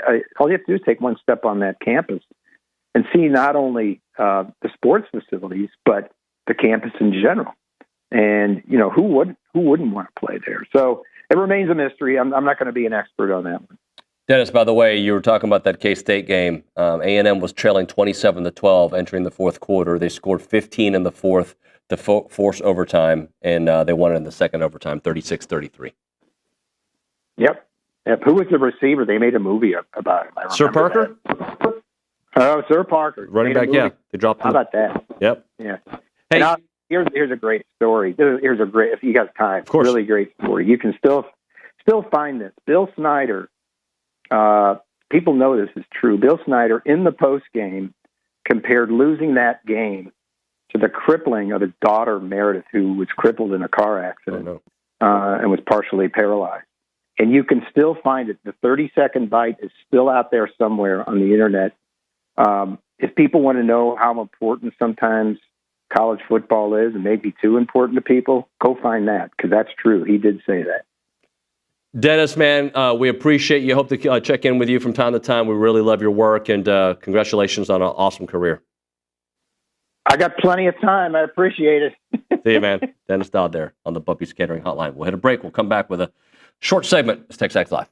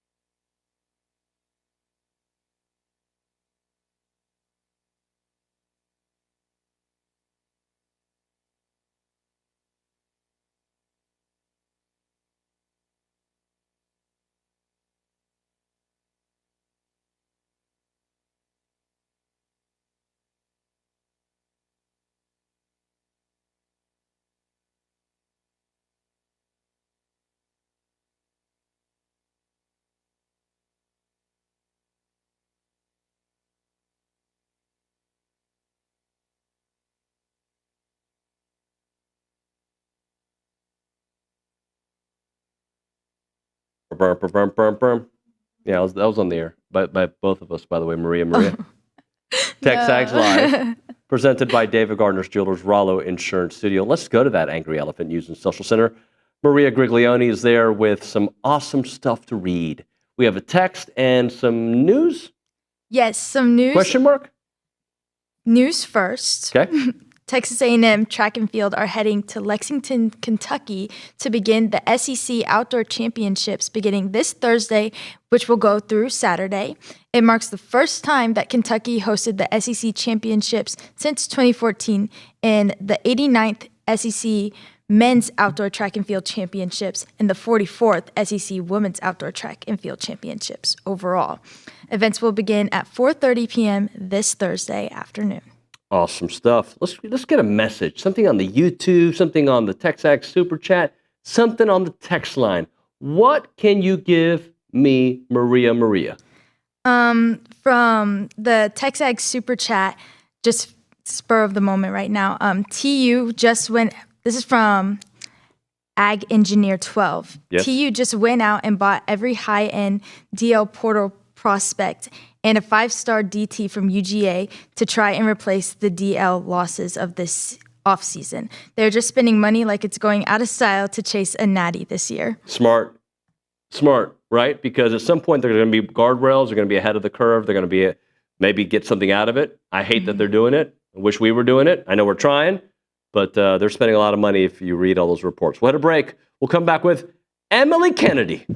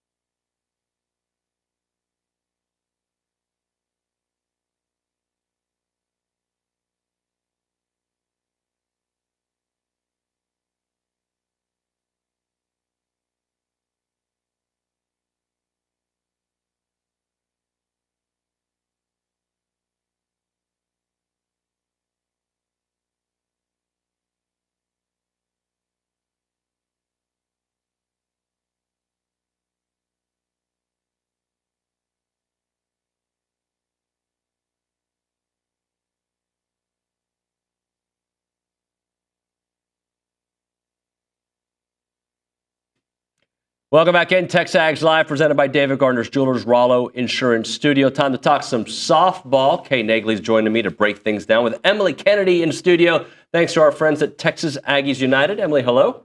Hello. So I'm going to start this interview like I joked with you earlier that you would have loved. When she walked in the studio, I was like, how does it feel to be great? But the limelight your team is getting right now, like, I think you guys are built to not get that, right? Like, you appreciate the gesture, but you like also kind of being doubted. Am I right on this? Yeah, Coach Ford preaches, like, we want to be the underdog. We don't want the spotlight. We don't want the highlight. The highlight's good for our program. It's good for our school. But as a team, we don't really dwell too much on it. The number one seed's always good. But as long as we're ranked, I don't think it matters. Talking about last week, just with the SEC tournament, first of all, just what was the approach heading into the week? Because you know you not need to win games, but of course this team always wants to come out and take care of business. We just want to come out and put Aggie softball on the field and show the SEC that we're here to stay. And I think we showed that 2 run rule games. And we didn't get to play OU, which was sad, but hopefully we'll see them in the World Series. Yeah. So this journey for you this year, take me through it, because the way it was described to me is like you wanted to pitch more often early on because you're used to pitching more often. Yes. But there was a strategy behind it. And here we are. You're as fresh as you've been, and you're going to be asked to do everything you wanted to do early, right? So kind of take me through that.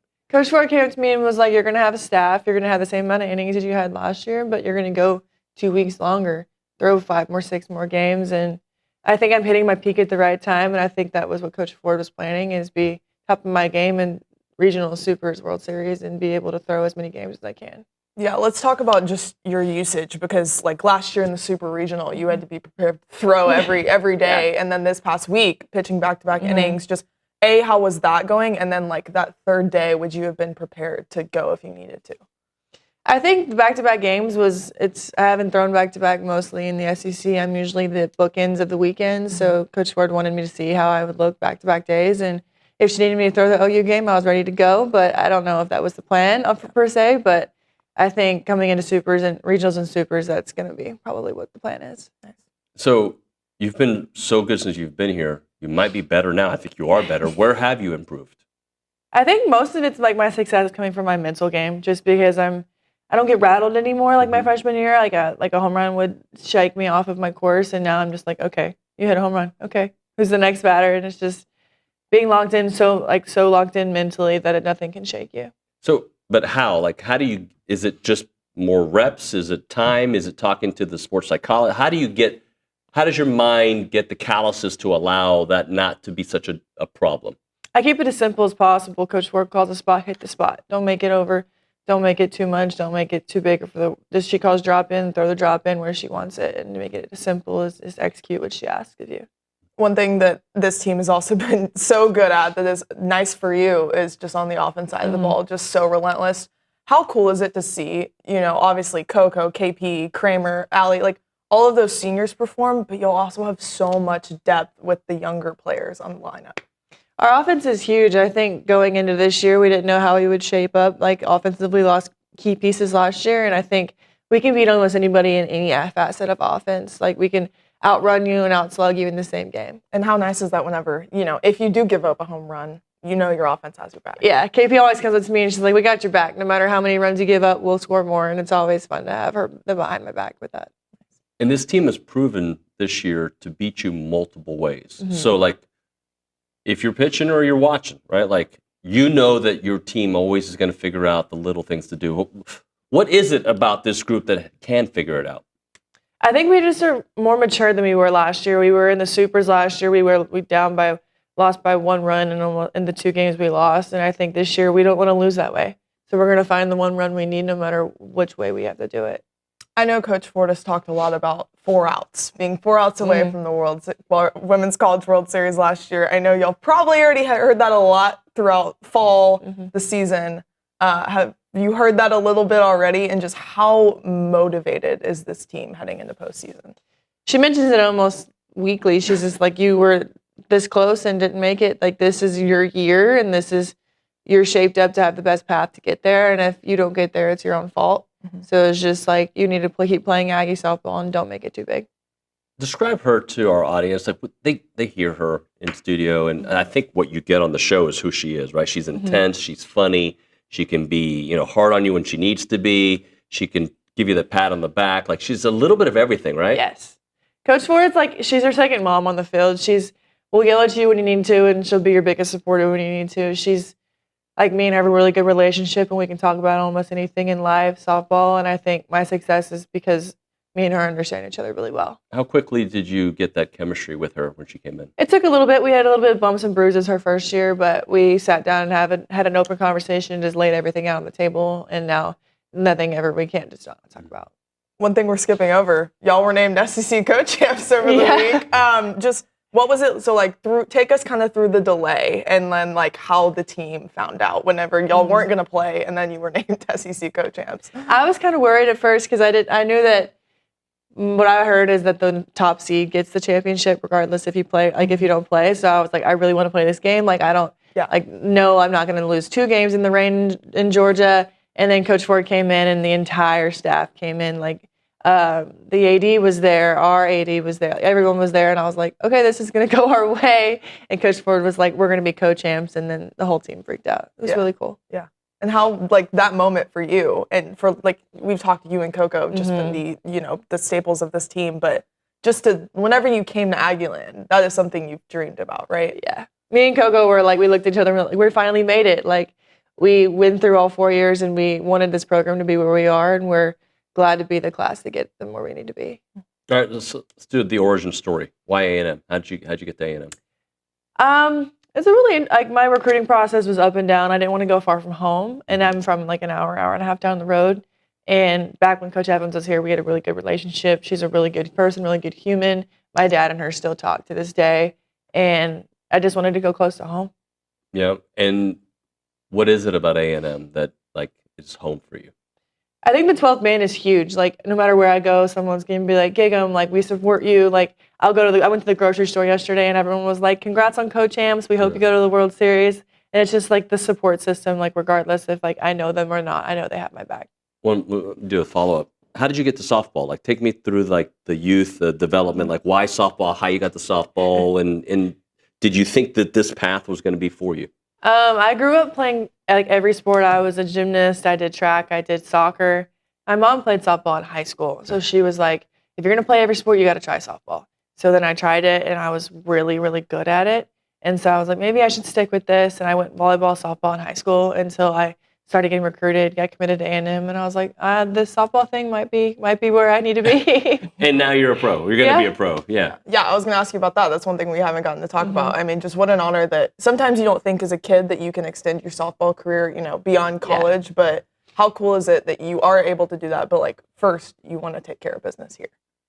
I think it was huge just because little softball me would have never thought of this. 12-year-old me was just I'm just going to play softball because I'm good at it and I see where it goes, and now I'm going to be a pro, and all the little girls look up to me, and it's just all of my dreams have finally come true, and one more step closer to finishing my college career the way I wanted to. Yeah. What's this week in years past and now, getting ready for this regional coming here, and with all the lights on you, but the work stays the same? The work stays the same. I think, honestly, the postseason's always harder than during season because we don't have school, so we're always at the field all day. We're harping on, the little details because, win or lose ball games if you can't lay a bunt down or if you can't field a bunt. So it's just, we as a team focus on the little things all week. Is this team a jokester-type team? Are they a focus team? Are they a mix? We're kind of a hot mess a little bit, to be honest. But we just enjoy what we do and always have fun playing softball. So I think that's why we're so successful, because we enjoy each other, enjoy being around each other. And then name the #1 national seed. I mean, all the work that this team has put in just throughout the offseason, just how rewarding is that to see, Texas A&M pop up #1? I know numbers don't mean a lot to y'all, but also being able to host the entire time up until OKC. It's huge. I think it's good for the 12th man to come back, bring it back to postseason, bring him back here, and be able to have Aggieland enjoy the postseason just like we should. And I just think that it's good for the program to bring him back home. And the 1 seed was always fun to watch to get us to get that. Yeah, and I know you didn't want to pitch your last game at Davis Steinman previously. No. How glad are you just to just be back in the circle at Davis? I'm excited to be able to play postseason in Davis and be able to throw a few more games in front of our home crowd before hopefully we go to OKC and make a run. I want to go back to the hot mess. All right, I want to investigate this. He's I need to find I'm intrigued. Who's the biggest jokester on the team? We usually almost everyone on the defense, and it just depends on the day. Usually Coco, KP will mess around, and it's just even the coaches will hop in. Yeah. Like Harger and Hef will egg people on, and it's just we enjoy. You can tell that we enjoy playing softball. Who's the most intense? Coach Ford. Yeah. Coach Ford has her moments of being a jokester, but usually she's the one locked in all times. Yeah. And then who's maybe a leader that we just maybe don't know? She sets an example. I would say Maya. Maya works really hard, and it's showing her success. She had to be a vocal leader. She's an underclassman technically, but the way her work ethic and it coming to show in games is just huge for everyone. We'll talk about that. How much she's grown from last year's run to where she is now. Maya has made huge strides. I think her home run in Supers set her to okay, I can finally do this. And then she jogged in this year and was just no one wants to pitch to her. No one wants her to hit a home run off of her, and her stats are off the charts. Yeah. And let's kind of talk about the other underclassmen that have been so wildly successful. Yes. I mean, it seems like Coach Ford puts a new freshman in the lineup, whether it's Frankie or KK's been there consistently. Just how cool is it knowing this program will be okay and they will be successful once I'm gone? I love watching the freshmen succeed because I know I need someone to take over whenever I'm gone. So when Sidney Lessington goes in and throws a good game, I'm okay, well, it's in good hands. And Kelsey getting at bats, Dee getting experience, it's just going to help the program in the long run. And then you've talked about Lessington kind of being the mini you. Yes. Just how have you seen her develop since she's been on campus? I think she's going through her little bumps and bruises that all freshmen go through, and she's come to me and she's what did you go through? How did you get through it? And I'm just helping her get chug along, so whenever I'm not here, she'll be good to go. So let's close out with this, something that Coach Ford has said on this show and at press conferences, it's cool to be number one, but you want to be number one when it's all said and done. What is it going to take for this team, and can this team, and I know the answer is yes, can this team win it all? I think we just need to play Aggie softball, play our brand of softball, don't make it too big, don't stress about who we're playing on the other side of the ball, and if we stick to our plan and execute what we're supposed to, we can beat almost anyone, and I think we can make a run. Emily, thank you so much for coming in. I appreciate you. Of course. Yeah, Emiley Kennedy here on TexAgs Live. We'll hit a break. When we come back on TexAgs, we'll do a little Aggies in the Pros with Luke and Matthew Dawson. Right now, we want to talk about Bird Dog. They're revolutionizing ranch management and hunting access. If you like to go hunting, if you like to go fishing, let them set it all up for you. They're Airbnb for hunting and for fishing opportunities. They're so great at what they do. They can set it all up for you, the logistics, the planning, everything done. You can have a 5-star ranch. You can have a private chef. You name it, they set it all up for you. If you own a ranch, you need to get some hunters on there. They can take care of that for you as well. Their platform is designed to help you find hunters. And also, they can help you find those tax benefits on your land that you don't even know about. Some of their clients are making an extra $100 to $500 per acre of land. They are Aggie owned and operated, and they are fantastic. The website, birddogit.com. That is birddogit.com. Check them out.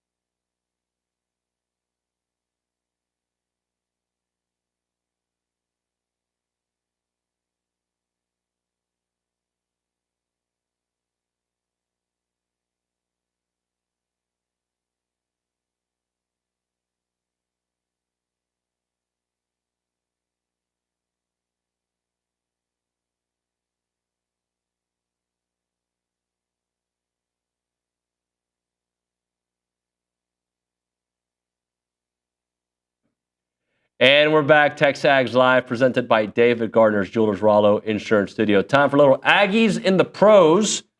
Luke Evangelist and, good God Almighty, Matthew Dawson took an 8-week vacation. I'm kidding. Pretty much. He was busy.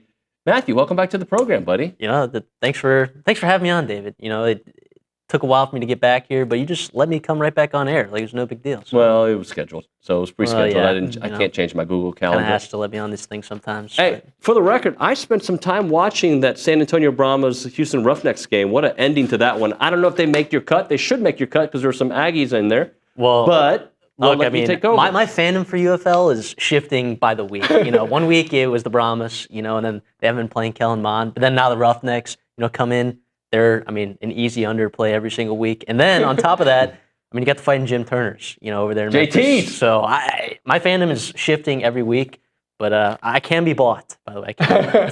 Yeah, if the DC Defenders maybe want to give us a shout out for how much promo we do for Anthony Hines, that would be great. Yeah, he does make an appearance. So, all right, I'll let you guys start from there. Let's talk about Anthony Hines. 9 total tackles, 4 solo tackles, and this was the best play by any Aggie of the week. We're going to break it down. A fumble recovery. You can see time is ticking down.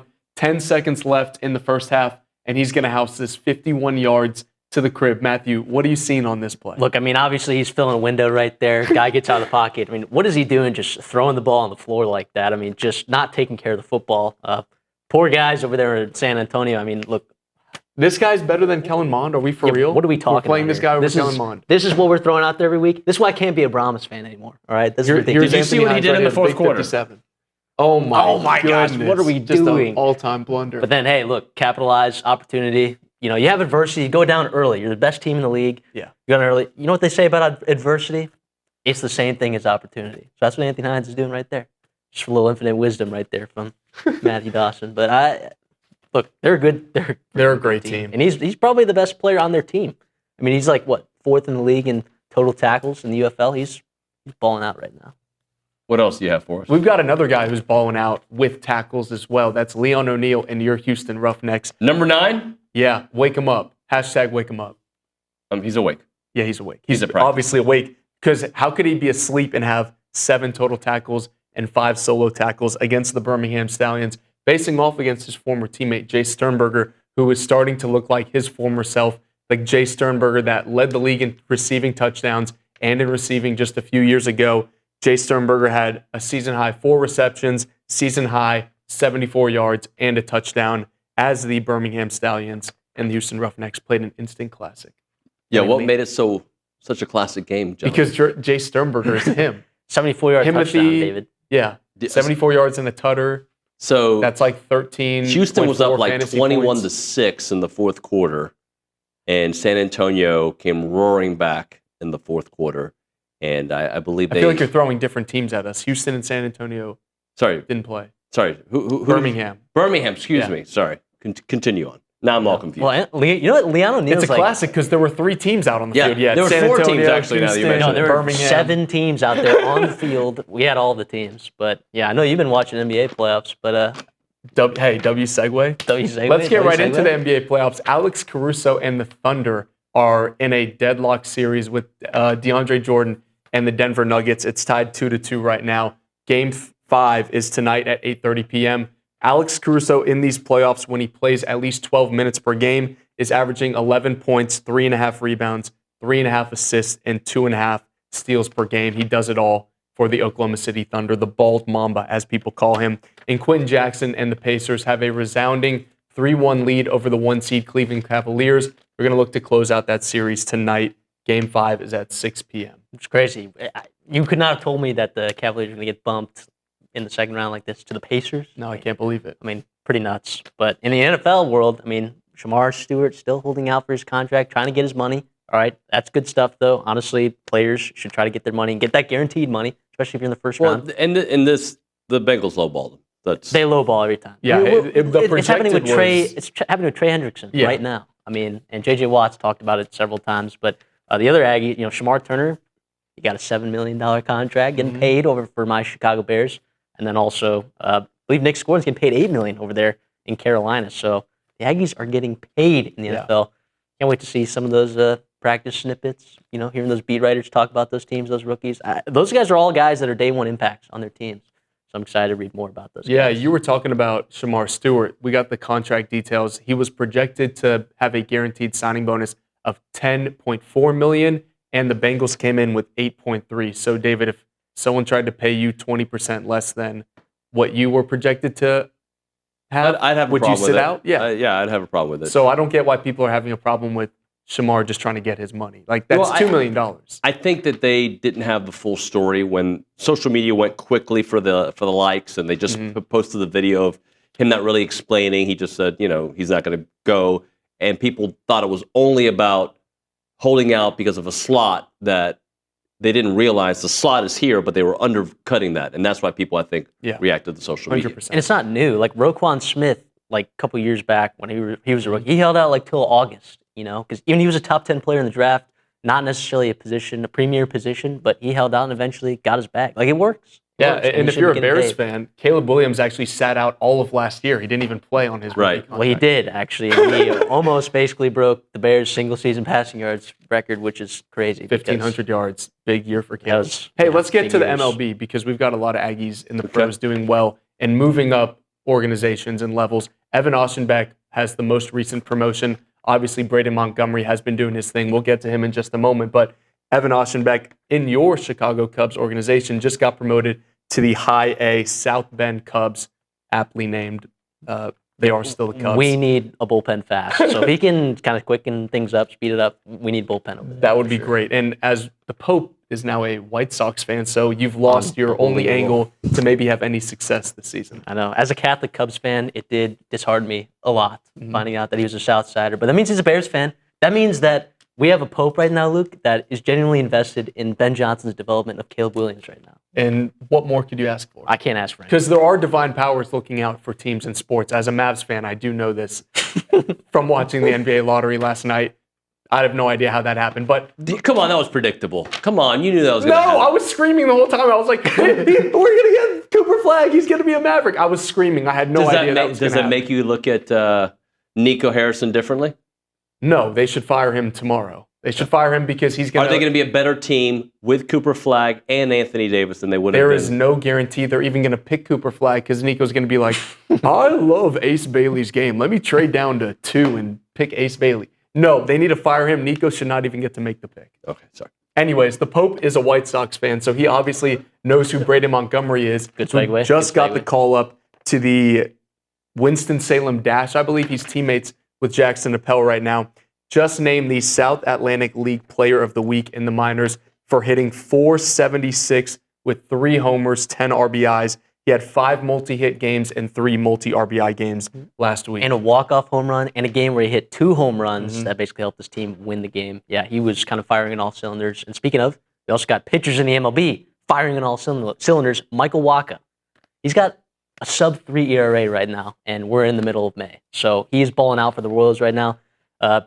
Baseball Savant tracks, pitching run value. He's like in the 95th percentile. He's balling out. He just led his team to a victory, only giving up 2 runs in 6.1 innings. And then you also got, story of the weekend that kind of got shoveled under the rug because they won 21-0. But the Padres, pounded the Rockies 21-0. We got a complete game shutout from Stephen Kolek over there. That was his second career start. Complete game shutout in his second career start. 7 strikeouts. Just what a baller. This was a good week for Aggies in pro sports. All right, buddies. Thank you very much. Luke, you're going to move over to the desk and talk to me a little bit about Mackenzie Mbako, because some folks are a little worried, Aggie basketball-wise, that he's doing so well, which is a good thing. Yeah. The best of both worlds is he does so great that it tells NBA scouts, like, this guy could be destined for a top 15 pick next year. This year, not yet. He's got to show some more. That's what I'm hoping is happening. Yeah, well, let's start with the beginning. So players right now have the option to enter the NBA draft process and enter the portal, and Mbako did both coming from Indiana. So he was always looking for another school. He ends up picking Texas A&M, but that doesn't have any factor on his NBA draft process. So he did not receive an initial invite to the NBA draft combine, which is the top 75 players. So he, along with Wade Taylor, guys like John Poulikitis, names that you know from watching college basketball that just weren't in that upper echelon. I believe there were about 40 of them who went to the NBA G League Elite Camp last week. And so those were, each team kind of played 3-4 games against each other. And Mbako was the star of the entire tournament. He had 19 points in game 1, 22 points in game 2, so 41 points in 41 minutes. And NBA scouts loved what they saw from him. So then he was one of 5 players from that event to get a last-second invite to the NBA Draft Combine, which is going to be tomorrow on Wednesday. So the way I see it is there are people out there concerned about if he's going to make it to campus. And as of right now, I'm not exactly ready to panic just yet. He could put on another great performance at the Draft Combine. And that's what you want from him. You want him to perform against some of these unbelievable competition, but you don't want him to do so well that it's like, oh, he's going to be a first rounder this year. Why come to Texas A&M? Sure. So I think the staff right now is having to kind of watch out for. This is probably something that's going to come down in the next few weeks.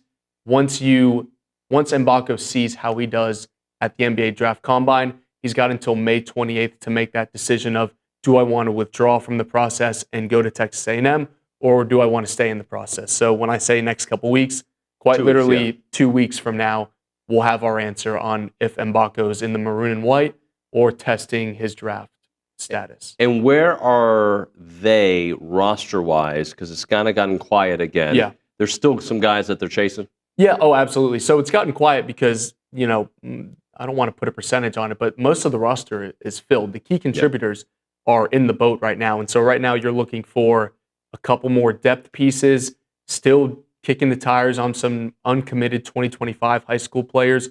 So the stars and the players you're going to know for the most part are there. They're still going after some bigger names like Desmond Claude from USC, but the splash additions are going to be maybe 1 or 2. It's not going to be let me put it this way. There's only so many roster spots left. You've already got 9 players on the team. Sure. And that's 9 contributors. So there's just quite simply going to be more buzz when you need to fill 13 spots versus now you only need to fill 4. So there's less names they're going after, less names available, and then therefore kind of less players. But they do have to add at least 3 or 4 more guys. There are still guys they're going to add, but it's just kind of, there is no deadline. The way college athletics works now is, you could have guys in the portal as late as like July or August. There's no pressure to sign it today. Exactly. Yeah. So they've done a great job to build, I guess, 75% of their roster right now. There is no rush to kind of make that split decision right now to get a guy in the boat. They can take their time, do that research, and really find pieces that they can build on because they have a lot of experience right now, but I think these next couple editions will be guys that they can grow with for the next couple of years. And then you were telling me before the segment, Duke Miles, who ended up signing with Vanderbilt, finds himself in a very similar predicament that he's had in his last 2 stops. Yeah, well, I mean, he went from being the star player at High Point to then he goes to Oklahoma and is the 3rd option behind Jeremiah Fears, who will be a lottery pick, and Jalen Moore, who was, I want to say he made one of the All-SEC teams. He was a solid player. But, he wants his last year of eligibility to be the star on a team, so he goes to Virginia when they have no one on their roster. They recruit guys at his position that statistically are better than him, so he leaves, decommits from Virginia, finds a home at A&M. A&M brings in pieces at his position, but I didn't think that Marcus Hill would be competing with him for playing time. Like, in Bucky's system, everybody's going to play, and maybe for Duke Miles specifically, he felt like he wanted a bigger role than what he saw when Hill and Ryland Griffin transferred to A&M. So whatever factor was in his decision, he clearly felt like he needed to be released from his national letter of intent from A&M. He ends up doing so and then very quickly finds a home at Vanderbilt, who already brought in Frankie Collins from TCU. They brought in one of Washington's best players, both bigger guards than him. So I just don't see whatever the appeal was for Duke Miles to go to Vanderbilt in a very similar situation to why he left Virginia and to why he left A&M was other players competing for playing time at that same position. He goes to Vanderbilt, which is equally as crowded. So I don't know. It was a puzzling recruitment. And to see the graphic of like 6 different teams was just like characterized what college athletics is today, where you can be in 4 teams in 2 months. Good stuff, man. Thank you. Thanks. We'll hit a break. Boomer White going to come talk a little Aggie baseball. Right now, let's talk about Rollo Insurance, headquartered right here on Highway 6 in College Station. They share our community's values. They're an independent insurance company that's working for you, not for shareholders. They're working for this great community, and they've done that for a long time. Their team provides objective consultation across all insurance lines available in Texas and beyond. Join thousands of Aggies and others who have joined the Rollo Insurance Group and really have what matters most to them protected through them. When local matters hit home, like severe weather or regional economic shifts, Rollo agents understand the impact firsthand because they live here too. Their independence means they can recommend solutions from dozens of carriers based on what's best for you, not what's best or most profitable for them. That's why so many local families and businesses have made Rollo Insurance their home. The difference is real with Rollo Insurance. The phone number is 888-44-ROLLO or go to rolloinsurance.com/TexAgs. That's 888-44-ROLLO. rolloinsurance.com/TexAgs.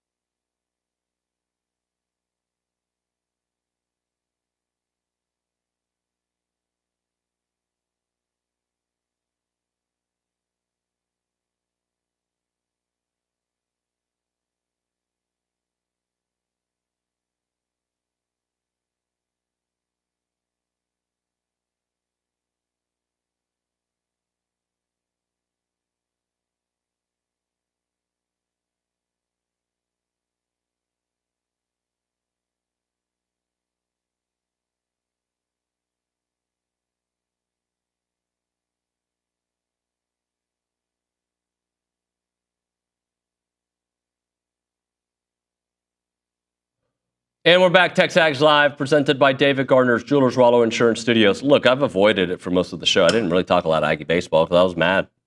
Yesterday we did a lot of Aggie baseball, and today I was just like, I got to do it, though. We got to go to the Buppy's Catering Hotline, talk to Boomer White, a legend here on the program. Boomer, man, that weekend, it took its toll on me. I'm sure it did the same for you. Yeah, I think that's an understatement. I know myself and a lot of other former players and friends, fans of mine, that they were pretty taxed. Taxed enough after Friday, and then let alone Saturday, Sunday. Yeah, it was a whooping for those who love Aggie baseball. Yeah, well, look, what went wrong? Like, is this something that we've seen? I mean, you can point at the ninth inning on Friday night, right? But is there a deeper thing that's happening? Is this who they are? I really don't think so.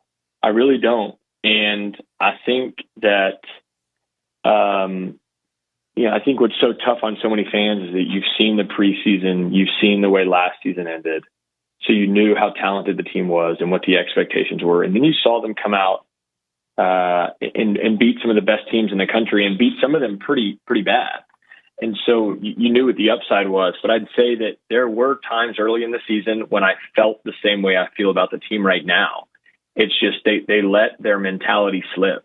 They let the edge about them slip and start thinking about what if, and start spiraling downward and, really letting their mind take over in a negative way. And I think that's what we saw when things went bad. I mean, we didn't hit well versus LSU. It was, I think we were kind of fortunate to get away with two there. But, after Friday night happened, I think, the team started letting themselves imagine what it would be like to have that happen on Saturday, or even have it happen on Sunday. And when you start down that rabbit hole, you're in real trouble as a baseball team. Talking to Boomer White here on TexAgs Live. Boomer, this offense it's so hard to kind of put your finger on it because, you go to Arkansas where you expect to see the best pitching, and, your bats come alive. You go to Tennessee early, and I know Tennessee's had their issues. You come back from a run rule no-hitter and win that series. The LSU weekend, you didn't hit, but you found a way. But the offense, this is now, 3 consecutive weekends where the offense has struggled. Are they just pressing? What are you seeing? Yeah, I see two things. I see pressing, and I see just lack of commitment to a plan. And it's tough to say that because I know for certain that in that dugout, in the locker room, in the batting cages, there is nonstop discussion about a plan. There is, quote unquote, committing to a plan at the plate on how you're going to attack the hitter or the pitcher individually or the pitching staff as a whole. So it's hard to say there's no plan because the guys and the coaching staff would tell you that there is a plan. But from the eye test, there are pitches individually that are missed, that are taken. There are at-bats that, go poorly, or quick outs, quick strikeouts that indicate that there is that final step, like that extra bit of commitment that just doesn't exist. And I think if there was that commitment to that approach across the lineup, you would have seen certain pitches that were not missed or not fouled off or crushed, because that's what good teams do, and that's when A&M baseball at their best is doing at the plate. And I just did not see that.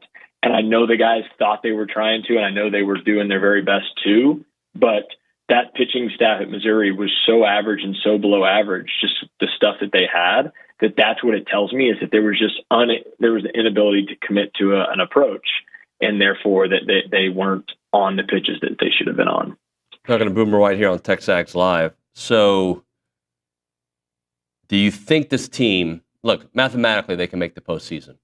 Do you think this team can make the postseason? Yes. No doubt in my mind, actually. And where does that confidence come from? It comes from the 3 series that we talked about. Yep. And it comes from the raw talent that's on the team.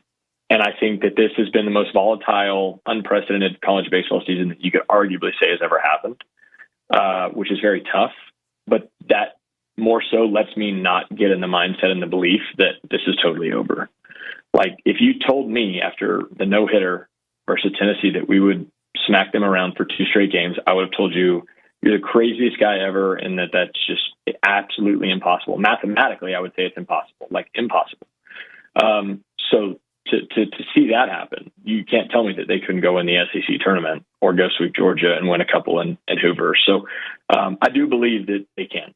I just know that they could also go get run ruled 3 games in Georgia. And so I think that's the hardest pill to swallow as a fan, is that you just don't know what you're going to get. And it's hard for your heart when you love a team like this. Yeah, I just think the hard part for me, Boomer, is that I had these expectations coming into the season. And to be honest with you, I didn't expect the national championship this year with a first-year head coach. I expected a team to make it to the College World Series, which is obviously still a possibility if they turn it around. But like, we're at a point where you're like, the issues early on, the issues late, who are they really? And I guess that's my point, is like, they made me believe, which means it's still possible. But there's also this other evidence that makes me think, I just don't know what to believe. I agree. I really do. I agree. And I've been wrong about this team this year a couple different times, in the good and in the bad. So I don't know what to believe either. I don't really know what team is going to show up. And I know that's hard on the coaching staff, the fans, and the players, just kind of the unknown. But man, if I could point to one thing, David, it would be just, from afar, not really being in that locker room or that clubhouse much at all. I just don't see the edge and the attitude that I feel like I probably should. And I've talked about this with former teammates, but it's like you could just go back to last year, how it ended, and then you even go back to the series in Austin this year. It's like, I don't think that there's anything wrong with, playing with a chip on your shoulder and a noticeable chip on your shoulder, and kind of having that edge, that mentality that may even be uncomfortable to other teams, just because of kind of what you've gone through and what happened, how last year ended. And I feel like I haven't seen that. I feel like I've seen a team that wants to just go about it the right way, and it's kind of okay with a rough weekend, and then okay with a good bounce back. But I think that they can make the excuse that they have to really play with that edge, and maybe an uncomfortable edge, and an attitude. And maybe that's all it is to kind of shift the performance, and get some more wins on the column, is to kind of flip that switch and play that way. And I just haven't seen that much this year. And I was hoping that I would have, based off of how last season ended. Talking to Boomer White here on TexAgs Live. Boomer, that's the thing that you mentioned there, is like, I expected this kind of chip on the shoulder team, but maybe what we have is a team that is only at their best with their backs against the wall, and their backs are now completely against the wall. They were back against the wall after the Tennessee series. They made you believe after that. So with their backs against the wall, are we going to get the best version of A&M potentially? Yeah, definitely potentially. Like that's what wouldn't surprise me. You're exactly right. Like, you've seen it a couple times this year, and so I hope that we do, and I hope that they come out and play an outstanding series for a lot of reasons, but also to give themselves a shot at the postseason. But I hope that if they are able to do that, that they can kind of channel whatever that is, whatever that feeling is, that emotion, that edge, and keep that going throughout the rest of the season. Because I think if you stack talent like this team, wouldn't surprise anyone in the world that they could go get in a regional and make it to Omaha. So if they're on the equal playing field with all the other great teams and 1 seeds, then what's going to separate them or bring them to the top? It's the mental side of things. And so I'd like to see that side come out. And, if they do, I would not be surprised to see this team kind of go on a run at all. Boomer, I appreciate your time, buddy. Thanks so much for making us a few minutes for us. Yeah, man, no problem, David. Have a good one. Good one. I just followed that up with good one. I should have said, you also have a good one. I love Boomer. And look, those interviews aren't easy because, like, we're all frustrated. He's frustrated. We're all frustrated, but we also know what they can be. So, like, I know how many people. Look, do I think they're going to go out and sweep Georgia? Right now, I don't. Right now, I'm in my feelings, right? But can they? Team that showed up against Tennessee those last couple of games. Sweeping a team is very hard in the SEC, especially when you have a 9 ERA. Like that just. But there's another weekend and then some time in Hoover, and we'll see where that ends up. Right now, we're talking about Classic Collision Restoration. Don't trust an out-of-town pop-up tent with your car. Trust somebody who's locally owned and operated. Classic Collision and Restoration. They specialize in paintless dent repair for hail damage. If your car was hit by the hailstorm a couple weeks back or even the one over a month ago, you got to make sure you reach out to these guys because they're local, they're awesome, and they have over 25 years of experience in this market. Classic Collision and Restoration. They want to return your car to top body form. That's what they do. And if you are using one of these out-of-town pop-up tents, they're going to be gone. They're already gone. They're going to lie to you from where they're calling from. Just trust somebody that you can go to their offices and talk to them. They're fantastic. If you don't need to get your car fixed, you just want it to look a certain way, they can take care of you as well. They are the ones to get it restored and make it look like it's supposed to look. Aggie, owned and operated by Doug Leopold, class of 93. Call them up. Classic Collision and Restoration, 979-779-8399, or online at classiccollisionandrestoration.com.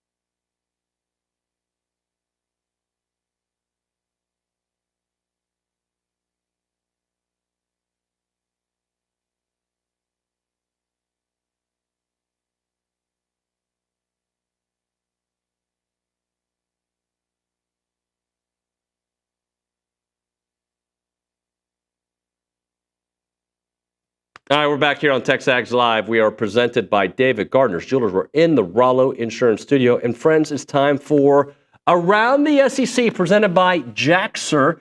The Jaxer Group is awesome. If you're looking to build your dream home on your lot, let the Jaxer Group help you navigate the entire project from start to finish, making sure your home perfectly suits your lifestyle, your preference, and your budget to turn your dream home into a reality.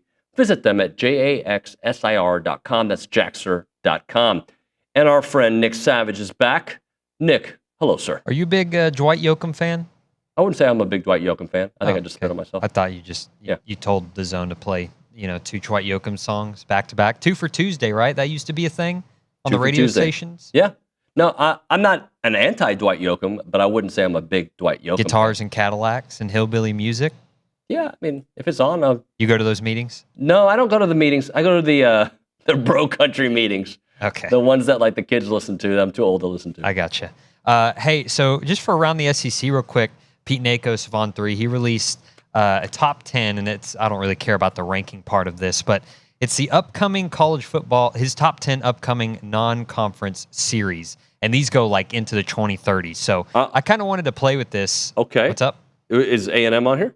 No, but I just wanted to A&M versus Notre Dame is not on there as a non-conference game he's interested in? They're not. Well, I think he's more so looking at future ones that haven't started yet. So, gotcha. And I just kind of wanted to think and go through it with you. How many of these could possibly be SEC games in the future, like super conference games? You know what I'm getting at? Mm-hmm. All right. So number 1, Alabama, Ohio State. That's going to stay Big Ten SEC. That's going to kick off in 2027 and 28. Yep.